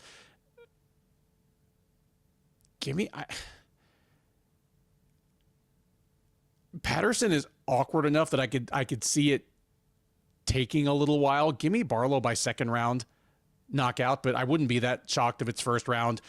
And honestly, I would love to see what it looks like if they go to the ground and it's not because Patterson is like 80% of the way knocked out. Like, I'd love to see Barlow have to kind of defend himself on the ground against Patterson. Like, Patterson's got a really tough ground game to deal with. He's one of those guys that's just so long and lanky and has such a wingspan, and his legs are so long that jiu-jitsu stuff that you worked on in the gym just doesn't work on him. Like, I've run into that problem recently where, like, hey, I did the right thing and I rolled over twice, and like this guy is still on top of me, because he's like a spider and he covers half the gym. I don't think we're gonna get there though. Barlow is ripe to get upset and take an L at some point, but Patterson's probably not the guy to do it. Barlow by second round knockout for me. We head next to the featherweight division as Hyder Amil looks to keep his perfect record perfect against William Gomis. Amil, the 34-year-old Californian, is 10-0 as a professional. He is 2-0 since joining the UFC out of Season 7 of Dana White's Contender Series. He fought twice last year, picking up impressive knockout wins in February over Fernie Garcia and in July over Jung Yong Lee. He will look to make it 3 in a row and continue to certify himself a pleasant surprise in this most crowded of UFC divisions against Gomis. Gomis, 27-year-old Frenchman, is 14-2 overall. He is 4-0 in the UFC. He fought just once last year, but it was another win, and it was a big one as he took a split decision over Joanderson Brito at UFC Paris in September. He will look to make it 5 straight in the UFC. I believe that would stretch his overall winning streak to either 12 or 13. And he is favored to do so. Gomis is minus 200, Amil plus 170 as your underdog. In the 4 or 5 years that we've been doing this show, like obviously plenty of people will come at us for our picks. I openly invite everybody at the closing of each show. I tell them, if you think we're out of our mind, come let us know. Because if you're right and we're wrong, we will happily admit it on the recap. There are 2 times in the history of this show. At least you will. At least I will. Yeah. There have been 2 times that people have taken issue, in particular, with my assessments of a debuting fighter, and taken me to task over it. And it's somebody that clearly knows the fighter in question personally. First time, of course, it was Uros Medic, where the Anchorage BJJ guys came after Keith, even though Keith picked him to win. And those guys are awesome, though. They are, and in fairness, I mean, they were dead right. The Medic they were versus who was it that he last? Anyway, that was one of my worst picks in the history of the show. The other is Hyder Amil. And he's good. In the case of Hyder Amil, like, I definitely read him wrong as a debuting fighter. Like, he is clearly more of a factor in this division than I thought he was going to be. But the thing that the dude like picked at me about are just so funny. Where I was like, it's hard to think of somebody as a prospect who's like 33 when he debuts in the UFC. Like, I think that's pretty uncontroversial. Even if you're 8-0, if you're in your 30s, it's hard to call you a prospect. And then if you're a 33-year-old running back, you've been retired from the NFL for like 4 years. Or you're Adrian Peterson and just like weirdly it keeps working. Like, and I mentioned that Amil's best tool, at least in an MMA sense, is his boxing. Like, knowing that the guy is primarily known in the sport as the longtime striking coach at Scrap Pack, like whatever, or whatever Gilbert Melendez his team is called now. Like, he's been like his Muay Thai coach forever. But the guy took issue with me saying that, like, he had Chris Boxing, that's probably his best tool in MMA. And I'm like, yeah, I know he's a Muay Thai striker, but his punches in particular are what work for him in MMA. And sure enough, he knocked out his first 2 opponents with punches real quick. Here's the thing. Like, as a guy that's going to turn 35 in a couple months, like, he doesn't have forever in the featherweight division, but as somebody that's, basically fought in MMA, usually in just like local California promotions about once a year for the last 10 years, in between, like training, he doesn't have that much tread off the tires. Like, he's quick, he's athletic. We haven't really had a chance to learn much about his chin in his first 2 UFC fights, but looking back at like his LFA and Contender Series footage, he doesn't seem to have any age-related durability issues. So he's going to be a problem for as long as he sticks around, at least for the next couple of years. And here, where Gomis is a 2-1 favorite against him, I get why that is, but at the same time, Gomis is exactly the kind of guy that Amil could easily catch and just lamp him with a shot to the chin. Like, Gomis is a kickboxer himself. He's a very European style kickboxer, like French, Dutch style kickboxer, just kind of high guard, throw a, basic series of combinations. defense sometimes consists of waiting your turn to hit back. Like, he's been like, I think I'm probably having problems picking this fight because it's two guys, both of whom I underestimated coming into the UFC. Like, I didn't really believe in Gomis until I saw the Brito fight because, you know, his first 3 fights in the UFC, Francis Marshall, the UFC may have been a little too much too soon for him. And then Giannis Gamori and Jarno Aarons both struck me as just kind of worse versions of the William Gomis mold. But like, if he can hang with Joe Anderson Brito and even be competitive, like regardless of whether I think he should have gotten the splitter, he is a for real guy in this division. But I can't get out of my mind the idea that Gomis is going to set up for kind of a medium-paced kickboxing bout at his preferred range, and Amil's not going to let him have it. I think Amil's going to put Gomis on the back foot, constantly be threatening to get inside of his kicking range, counter his kicks with just crisp, straight punches upstairs. It'll be a moderate upset here, but if I'm going to be wrong about Hyder Amil 3 picks in a row, I'm at least going to be wrong the other way this time. Give me Amil to just make this an uncomfortable night for Gomis for however long it goes. Gomis has never been knocked out. I'm going to say this one goes to decision, but that there's no question who won it at the end. Gomis just, Amil catches him early and often enough that the confidence kind of goes out the window. Gomis starts getting tentative about throwing his kicks out there. Amil keeps putting him on the back foot, and it's just kind of a clinic by the end. Give me Amil in a decision that actually amplifies the hype around him even more, despite the fact that it's not another quick knockout. Yeah, this is an intriguing fight. I'm with you. I think the line should be much closer. Gomis, he's a southpaw. He doesn't have the best output on the feet. Yeah, he's a little low output, very patient striker. He's a kickboxer. He likes to counter strike. He keeps his hands really low, but he makes up with his hand speed. He's got fast hands. He throws straight shots down the pipe. He's got nice power. I like his kicking game. Love his teep kicks. He throws some spinning attacks. He will close the distance and get the fight to the ground. He'll shoot for takedowns, especially reactionary takedowns if you kind of pressure him too much. But again, I wouldn't categorize him as a wrestler. He does need to improve his top game.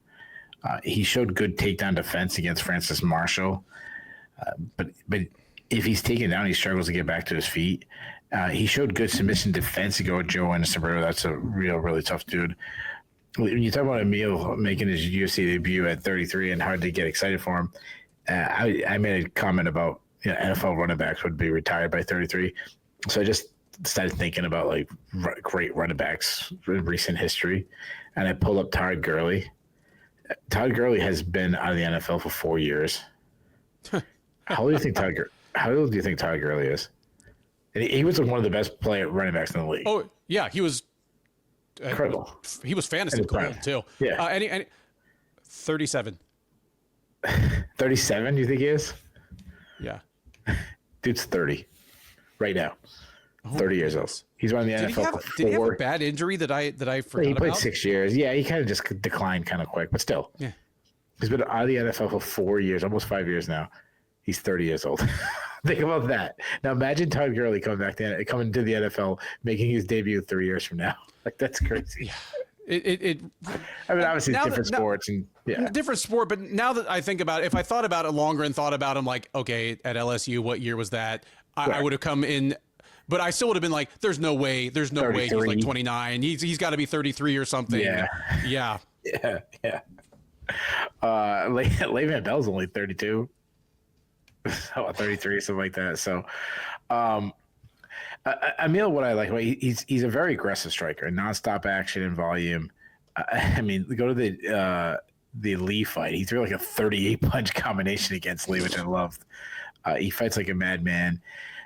And because I say he fights like a madman, that doesn't mean he isn't a good striker. I mean, he can fight out of both stances. He does hang his hands low, which is kind of funny. Both these guys do. But if he gets inside, he can battle in the pocket. He smashes the body. He's got good power. He likes to close the distance and beat up his opponents in the clinch. He isn't a great wrestler, but he can get a few takedowns. He isn't a good defensive wrestler, though. He also tends to defend takedowns by looking for Kimuras, which helps his opponent take him down.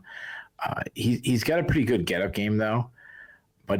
And he isn't a bad grappler, though he will rush positions on the ground and trying to chase a submission. He'll lose that position. Gomis is going to have to up his output. I mean, because he can lose rounds by just not matching Amil's volume. That said, Amil will struggle to get in the pocket due to Gomis' teep kicks.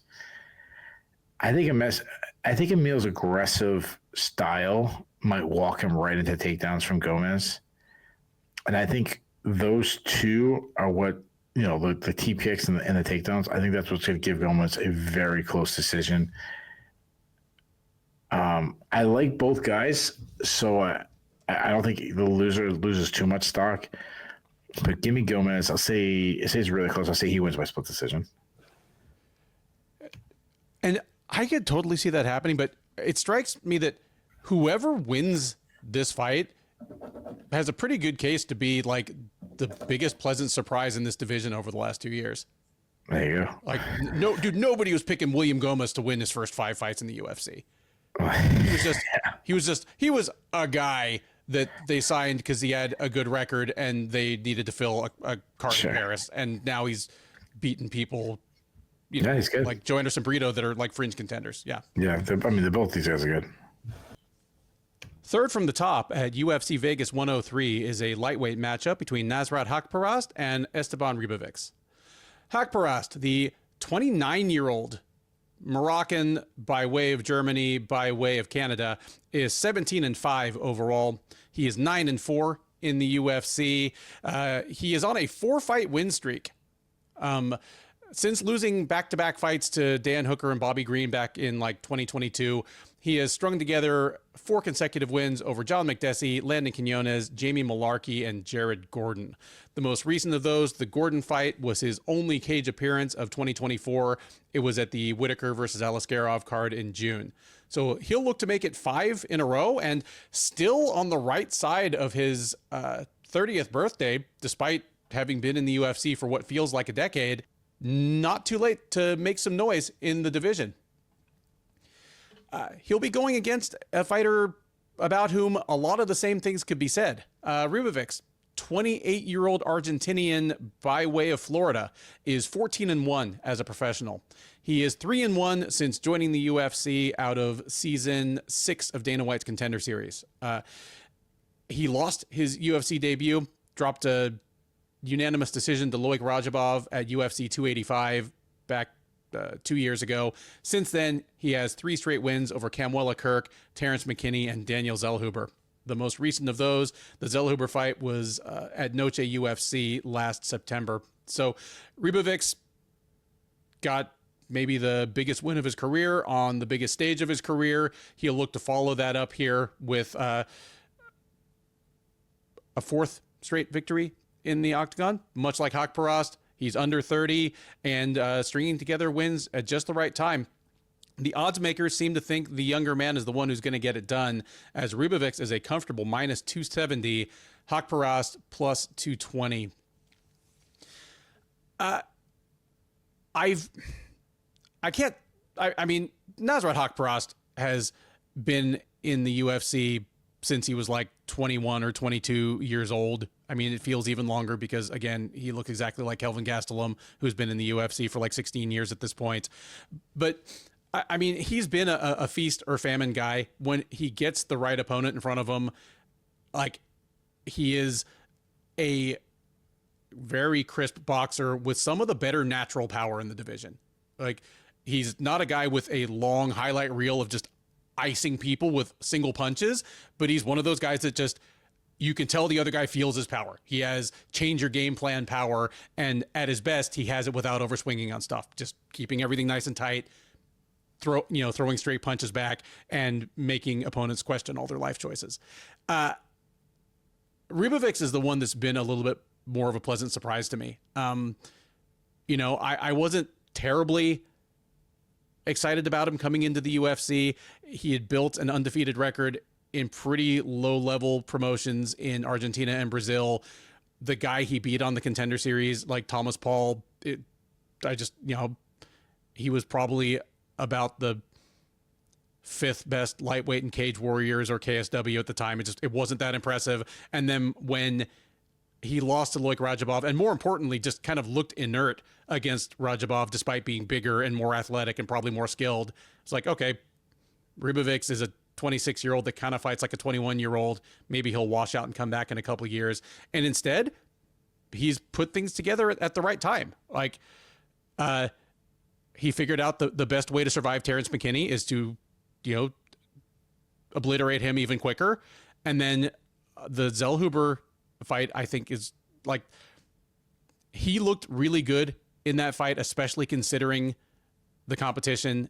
And I think that's a win that's going to age well for him. Here, I mean, he's listed as like an inch taller than Haqparast, but I think he's going to feel like he's like the height advantage is more than that. I think he's going to have an obvious reach advantage, and it'll be his job to, I hate going first and then like stealing lines that I got from you, but Ribovics needs to fight an all the way out or all the way in fight. He either needs to keep Haqparast on the end of his own jab and kicks, or when Haqparast comes into the phone booth, initiate the clinch or go for a reactive takedown and just not let Haqparast set up shop in boxing range. If he does that, I think he wins a pretty straightforward decision. And honestly, I'm coming around on Ribovics. If he's the guy that stabs Haqparast 4-fight win streak, I'll be cautiously going all in on him. I don't know if he should be a minus 270 favorite here. It's tough for me to see him as an almost 3-1 favorite against a fighter who's probably a harder hitter on a shot for shot basis and is much more experienced at this high level. But give me Ribovics in a fight of the night candidate nail biter. I think both guys will probably have their moments. There'll be some times when Ribovics' distance management slips, Haqparast gets into the pocket, unloads, like 3-punch combos where he rips the body and then goes upstairs. Maybe he wins around that way. Maybe he makes it messy enough that we get a splitter coming. But give me Ribovics to get at least 2 rounds out of 3 on at least 2 of the 3 judges' scorecards by, again, keeping it all the way out, maybe mixing it up with all the way in to keep Haqparast from crashing the pocket too heedlessly. I'll take Ribovics by decision here. I do not have a lot of confidence in this. I definitely do not have minus 275 confidence in this. Yeah, I think the line is way off. I think it should be really close to pick 'em, and that's just because both guys are really good. Haqparast has been in the UFC for a long time, and if you beat Haqparast, you're a good fighter. He's a southpaw. He's got really good volume. He's got crisp boxing. He's a counter striker. He uses feints really well to draw out the attacks and leave him open and Stucano with his fast hands. He's explosive.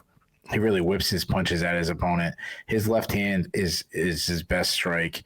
He'll throw combinations. He can get wild sometimes, but if he connects, he's got plus power. He likes to get inside and he throws some uppercuts. He loves to close the distance by throwing an uppercut, which is similar to what we saw Rob Font do this week. We saw Charles Johnson do the past, and we saw like a guy like Junior Dos Santos was famous for doing that. It's a risky thing, but obviously if you can land that power shot, that's the risk you're taking. My issue is he tends to throw a combination sometimes and stop, and he likes to admire his work, almost like he fights at the same pace all the time sometimes too, and he tends to kind of lack that countering killer instinct if he hurts somebody. He also doesn't adjust to a game plan if it isn't working. I always go back to the Bobby Green fight where he was getting dominated and he just kept swinging his counter left. He wants to be the one to push the pace. He hated the pressure from Jared Gordon, which obviously made that fight really close. He's never been an offensive wrestler, though he did take down John McDessie a couple times in that fight. He's good takedown. He has good takedown defense, but it isn't perfect. I mean, like Dan Hooker took him down in the past, and a couple other guys did. But he is hard to hold down, and he's got good cardio. I mean, he hardly ever fades so far in the UFC. Move over to Ribovics. I mean, he's a very good athlete. He flows from, southpaw to orthodox really well.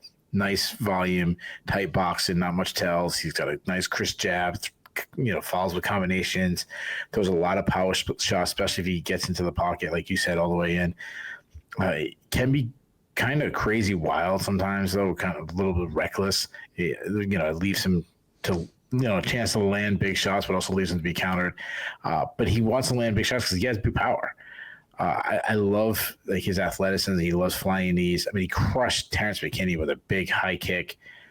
He isn't much of an offensive wrestler, and I would say he's a weak defensive wrestler. But if the fight hits the ground, he's very opportunistic. He's a good grappler, pretty good at winning scrambles.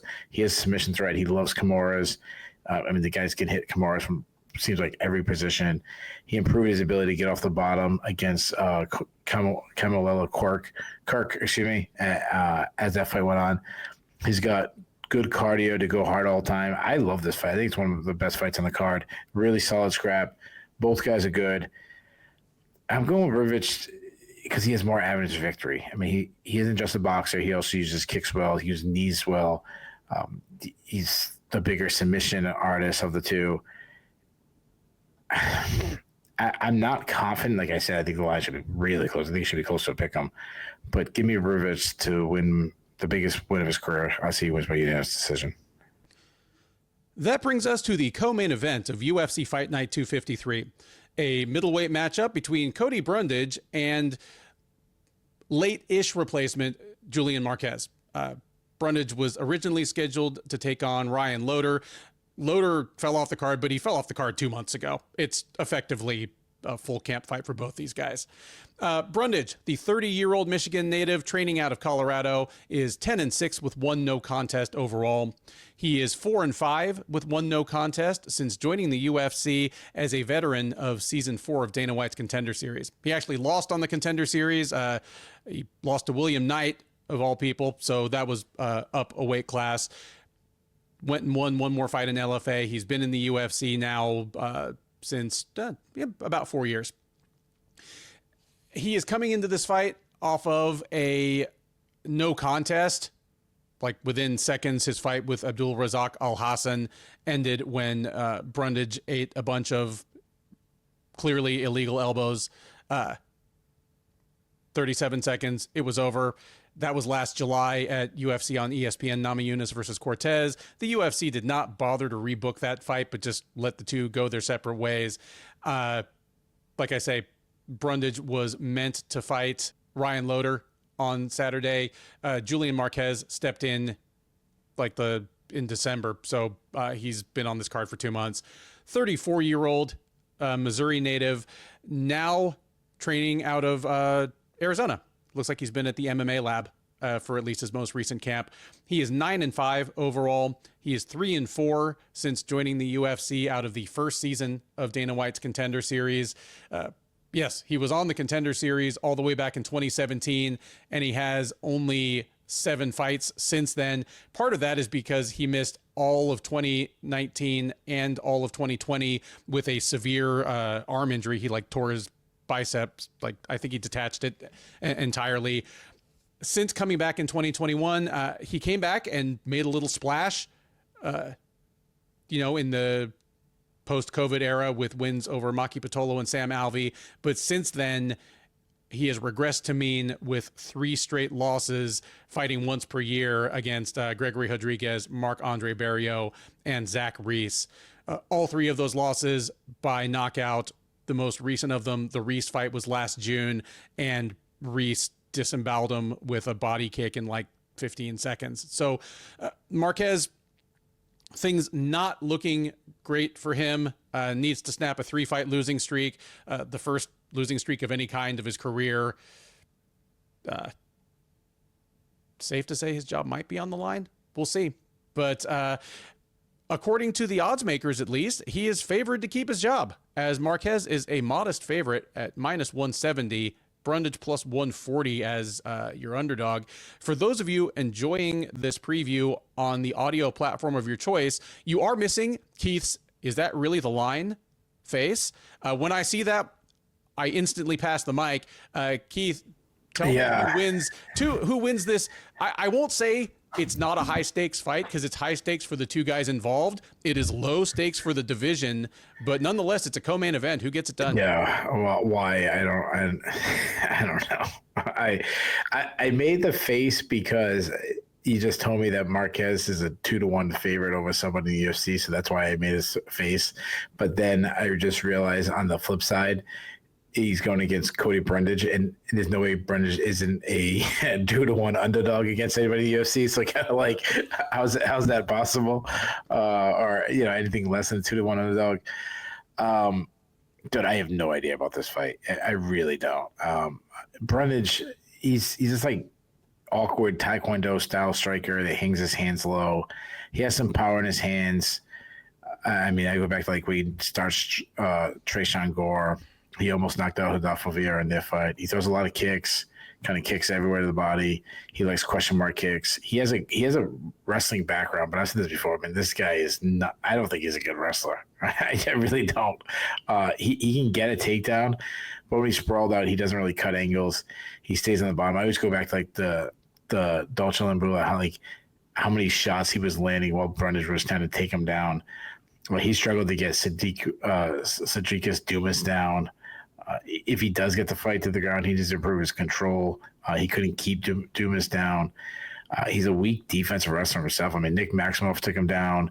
Jacob Malkoun took him down with ease. He made it worse. Like, he kept jumping guillotine against Dumas.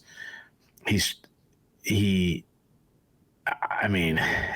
almost got armbarred by Zach Reese. He was getting murdered on the ground by Jacob Malkoun before he ate some punches to the back of the head. He has gassed out on the pass. He was completely shot against Dumas in their fight. Marquez, he's a real big, strong guy. He likes to move forward. He gets in the pocket. He throws big shots. He loves a brawl. He throws some hard, tight hooks. The problem is defense is an issue. He doesn't move his head. He eats a lot of shots. He throws some thumping calf kicks. I mean, he's just a big, burly guy. He can do that. He can close the distance, use his strength in the clinch. He will look for takedowns, but I mean, he isn't like a middleweight wrestler, in the division. I mean, that's Bo Nickal. It's not Julian Marquez. He can scramble a little bit. If he gets on top, he's got good ground and pound, but he has gassed out in the past. Like, I go back to the Andre Barrios fight that he really slowed down, and chin is an issue. I mean, he's been knocked out in 3 straight fights, which is like another reason why I kind of gave a weird look. Yeah, he's a 2-1 favorite, but he's on a terrible stretch right now. Dude, I'm so low on both these guys at this point. I mean, I think this is basically just picking a regional fight that somehow was in a co-main event. I almost want to picture some weird thing happens and Brundage wins because, I don't know, Marquez kicks him in the groin too many times, or he eye pokes him, or who knows. But I don't know. Give me Marquez to land a big haymaker. Give me Marquez to win by first round TKO. But zero confidence in that pick. Yeah, this is a tough one for me to pick for all the same reasons that you kind of laid out there. I'm fully with you on Brundage's wrestling. Like, if I didn't know better, you'd have a tough time convincing me that he was a former college wrestler. And it's not helped by the fact that his preferred striking stance is one of the hardest ones to actually shoot a takedown from. Like, it doesn't help that he takes kind of like a side on stance. Yeah, that's a good point. You don't see Thompson out there shooting a lot of takedowns. Sure. And even guys that want to be on the ground that start that way, like Gunnar Nelson tends to wait for you to shoot on him. Well, he tends to wait on you to come to Europe for a card once every 3 years, and then waits for you to shoot on him.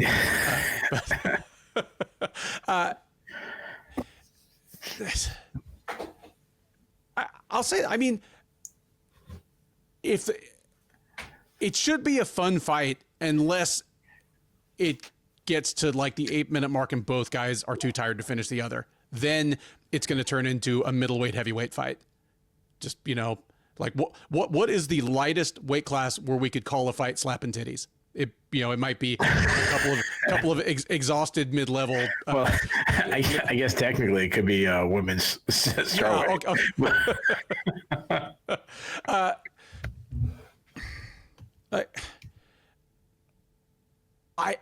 I got a little excited about Marquez when he first came back from the arm injury, and he beat Pitolo and Alvi both by submission. Because at the time, like, I never thought he was a future title contender or anything, but I was like, oh, this guy could turn into low-key one of the more fun guys in the division for the next few years.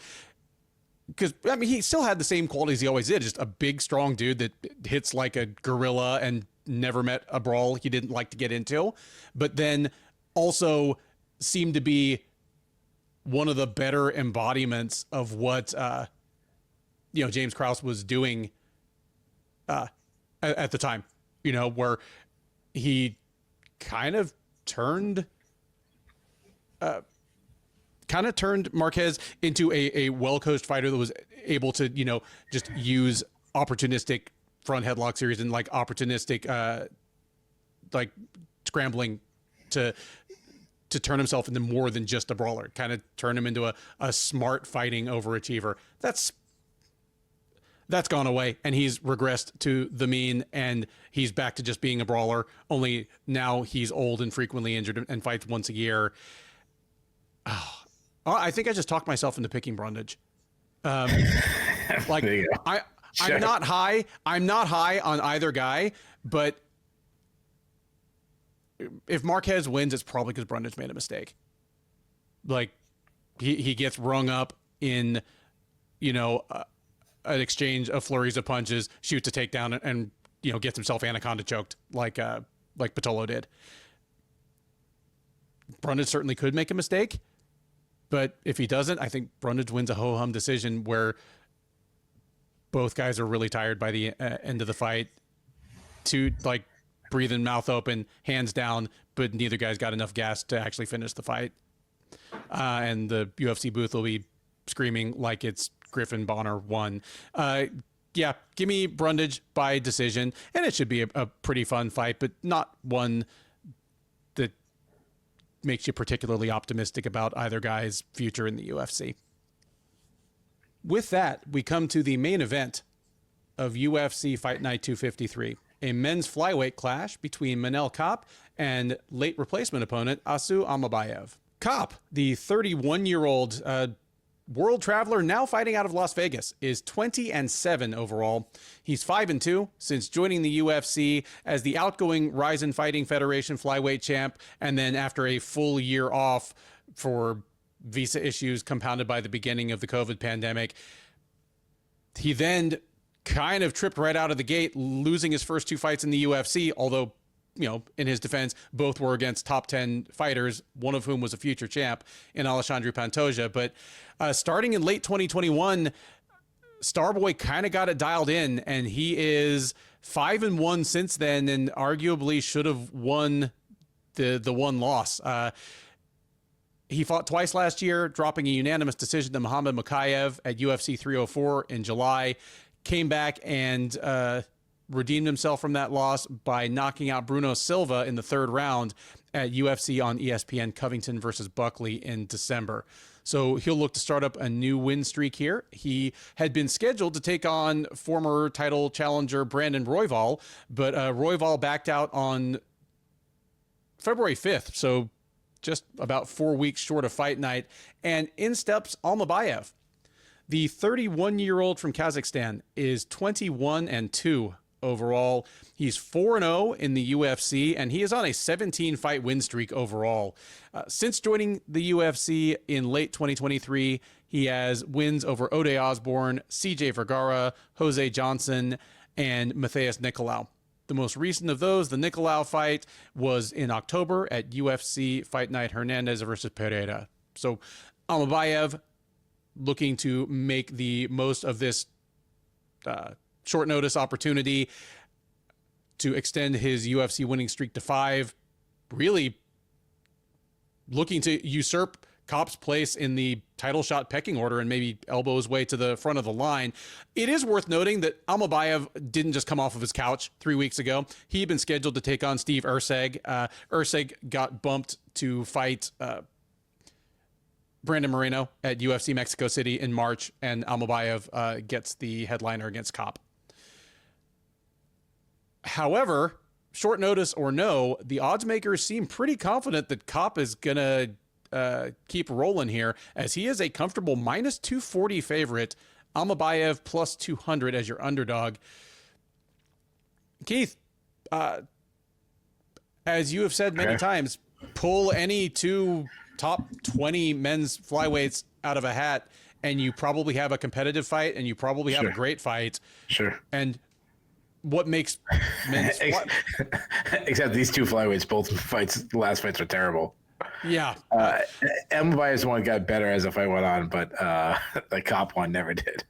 No. Right? His last fight was the Makayev one, right? Am I? No. He ripped Bruno Silva after that. The Makayev fight. Oh, last July. He came back in December. Yeah. Like, let me know how you think this one goes. Who gets it done? Who takes a step up? Who takes a step back? Yeah, this is an interesting matchup. If Almabayev wasn't already scheduled to fight, I would feel like Kape should be that big of a favorite. Being that he was already scheduled to fight, that's not short notice. He's like, I mean, it is hard to go from 3 rounds to 5 rounds, but I do think the line is off. I think this line should be much closer. One thing right away I got put on the Kape. I mean, obviously he's huge for the weight class.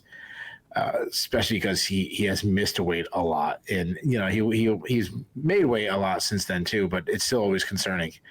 I'm never confident that he's going to make weight. He can, he's a well-rounded fighter. He can fight out of both stances. He's a very powerful striker, though he can be a little low output. I mean, I just talked about the Makayev fight. I mean, that might be the worst fight in flyweight history. He gets too comfortable. He cruises. He gives away rounds by kind of having this mentality of he's not getting hurt, he's not losing. He will drop his hands, kind of relying solely on hand movement. When he lets his hands go, I mean, the dude's a sniper. I mean, he likes to sit back and counter strike. He's explosive. He has fast hands, good at pulling his opponents into his power shots. He draws power because he really sits on his punches, and he has really big power. Good kicks to the body and the calves. He'll toss up a very fast high kick. He doesn't want to wrestle, but he showed against Pantoja that he can. But he also showed that he can be taken down and held down and struggle to get back to his feet. I mean, over and over again. Matthias Nicolau took him down for long periods of time. Ulka Sasaki took him down. Then obviously Makayev was able to hold him down for, and basically pants him and everything too. So move on to Almabayev. I mean, he's a really good athlete. He's a pressure striker. Though he didn't let his hands go against Matthias Nicolau, who also didn't let his hands go. When he does, he throws hard shots. I mean, he showed his power against Nicolau. He'll toss out some spinning attacks. A lot of his striking is to cause his opponents to raise their defense and where he can shoot underneath. He's an extremely good wrestler. Nonstop wrestling, great top control, good at attacking the post arms and keeping his opponent pinned to the canvas. Looks to advance position on the ground. Good back takes. He's got 9 subs on his record. The concern, though, is he wrestles so much that he has slowed down. I would say just like a tick late in fights. So obviously Kape's coming off against a great showing against Bruno, but before that he had a really poor showing against Makayev. Well, Almabayev had really good showings, and then he gets probably the biggest one of his career against Nicolau, and he didn't look good in it. So got a lot of question marks of both guys. I think the line should be closer. I think this is a hard fight to pick because I think both guys have showed flashes of looking like an elite fighter, but then they both had moments they looked really bad. It's so tough because if Kape let his hands go more, didn't cruise at times, he would give himself such a bigger chance to win. but because he can be so lackadaisical in his effort, or he can give away big portions of a fight. I do think 25 minutes helps him, gives him a longer time to land those big shots, especially, you don't have to stuff all of Almabayev's takedowns, but when you stuff a takedown, get busy, work them. The problem is, I think Almabayev's going to take him down. Kape can get too comfortable. He can play with his back pinned against the canvas for long periods of time. I can see him being down 1 and 2 rounds, 3 rounds, being the fourth, fifth, being the fresher fighter, and still not letting his hands go, still letting his opponent have opportunities where, there's big moments of them kind of staring at each other, and, he might need a knockout, but he spends 2 minutes not letting his hands go. I think we could be in for a matchup that's a little boring, and I think Almabayev's going to win. I think he's going to pull the upset. Give me Almabayev by decision. Let us open and close UFC Fight Night 253 with unanimous upset picks. And again, on a night that seemed to be pretty synced up mentally, it's not just that I thought the line was out of whack. It's not just that I see kind of the same plausible routes to victory, for both fighters, but I see myself like yelling at my TV/monitor by halfway through the 4th round if this gets there, because I can see Kape being behind on the scorecards.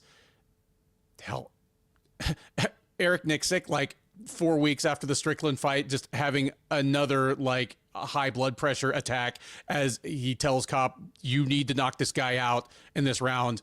And Kape either throws 3 strikes in the first 2 minutes or gets taken down and starts throwing elbows from the bottom instead of getting the hell back up. I see myself screaming at the TV here, and gimme Almabayev in what looks like it'll be a pretty substantial upset. He's plus 200 right now. That might draw closer during fight week. It might also, go wider as Kape just has a more impressive highlight reel. The money coming in during fight week might push it more Kape's way. I don't know, but I just don't trust Manel Kape to win 3 rounds out of 5 here. I see him being forced to defend a lot of takedowns and probably getting outlanded by Almabayev. And it's fine to get outlanded 3-1 if your one puts the guy on skates or knocks him down. But Kape has sort of painted himself into a corner where, he waits for the moment of perfect offense, and if he gets it, great. If he doesn't get it, he leaves fights too closer than they need to be. He loses to fighters that aren't as skilled as him, and sometimes both happen at the same time, and it's one of the worst fights of all time, like the Makayev fight. Give me a real fun fight for 2 rounds and a probably pretty lousy fight for 2 rounds, but Almabayev wins by decision here. And that is it. The Sherdog Radio Network preview for UFC Fight Night 253, Kape versus Almabayev, also known as UFC Vegas 103. I've been Ben. He has been Keith. If this is your first time watching or listening to one of our previews, first of all, thank you. We hope you enjoyed it. We ripped through this card pretty quickly, but normally we try to bring you a mix of in-depth analysis and occasional humorous or historic asides that we think is pretty unique in this space. Please do subscribe. Neither of those things cost you anything. It makes our bosses happy. It allows us to keep bringing you this content free of charge. If you subscribe, you'll also get a bunch of other great content from us, including our actual betting shows, courtesy of Sean Sheehan, preview and reaction shows, courtesy of our man Devin Tejada, and us. More importantly than all that, though, drop us a comment. Keith and I both man the comment section. We both picked some upsets here, picked some pretty substantial upsets. If you think we're out of our mind, drop us a comment and let us know. If you're right and we're wrong, we will definitely give you credit on the recap. Just got to join us and hear it. I'll be live on the Sherdog YouTube page right after the main event. Normally, Keith runs those shows. Keith will be out this week, so I'll be running it either solo or I will bring in a ringer. But we'll talk about all 12 of these fights from the top on down, talking about what was good, what was bad, what was surprising, what was controversial. There's always something, especially on a night that we got Cody Brundage and Julian Marquez. I predict illegal elbows to the back of the head. Anyway, we'll talk about what's next for some of the notable winners as well as losers, and we'll talk with you. The live chat is open that whole time, so we are taking your questions, your comments, and your hot takes in real time. We have a growing community of friends that hang out with us after the fights, and we would love for you to be part of it. Between now and then, thank you once again for listening. Enjoy the rest of your week. By all means, enjoy these fights.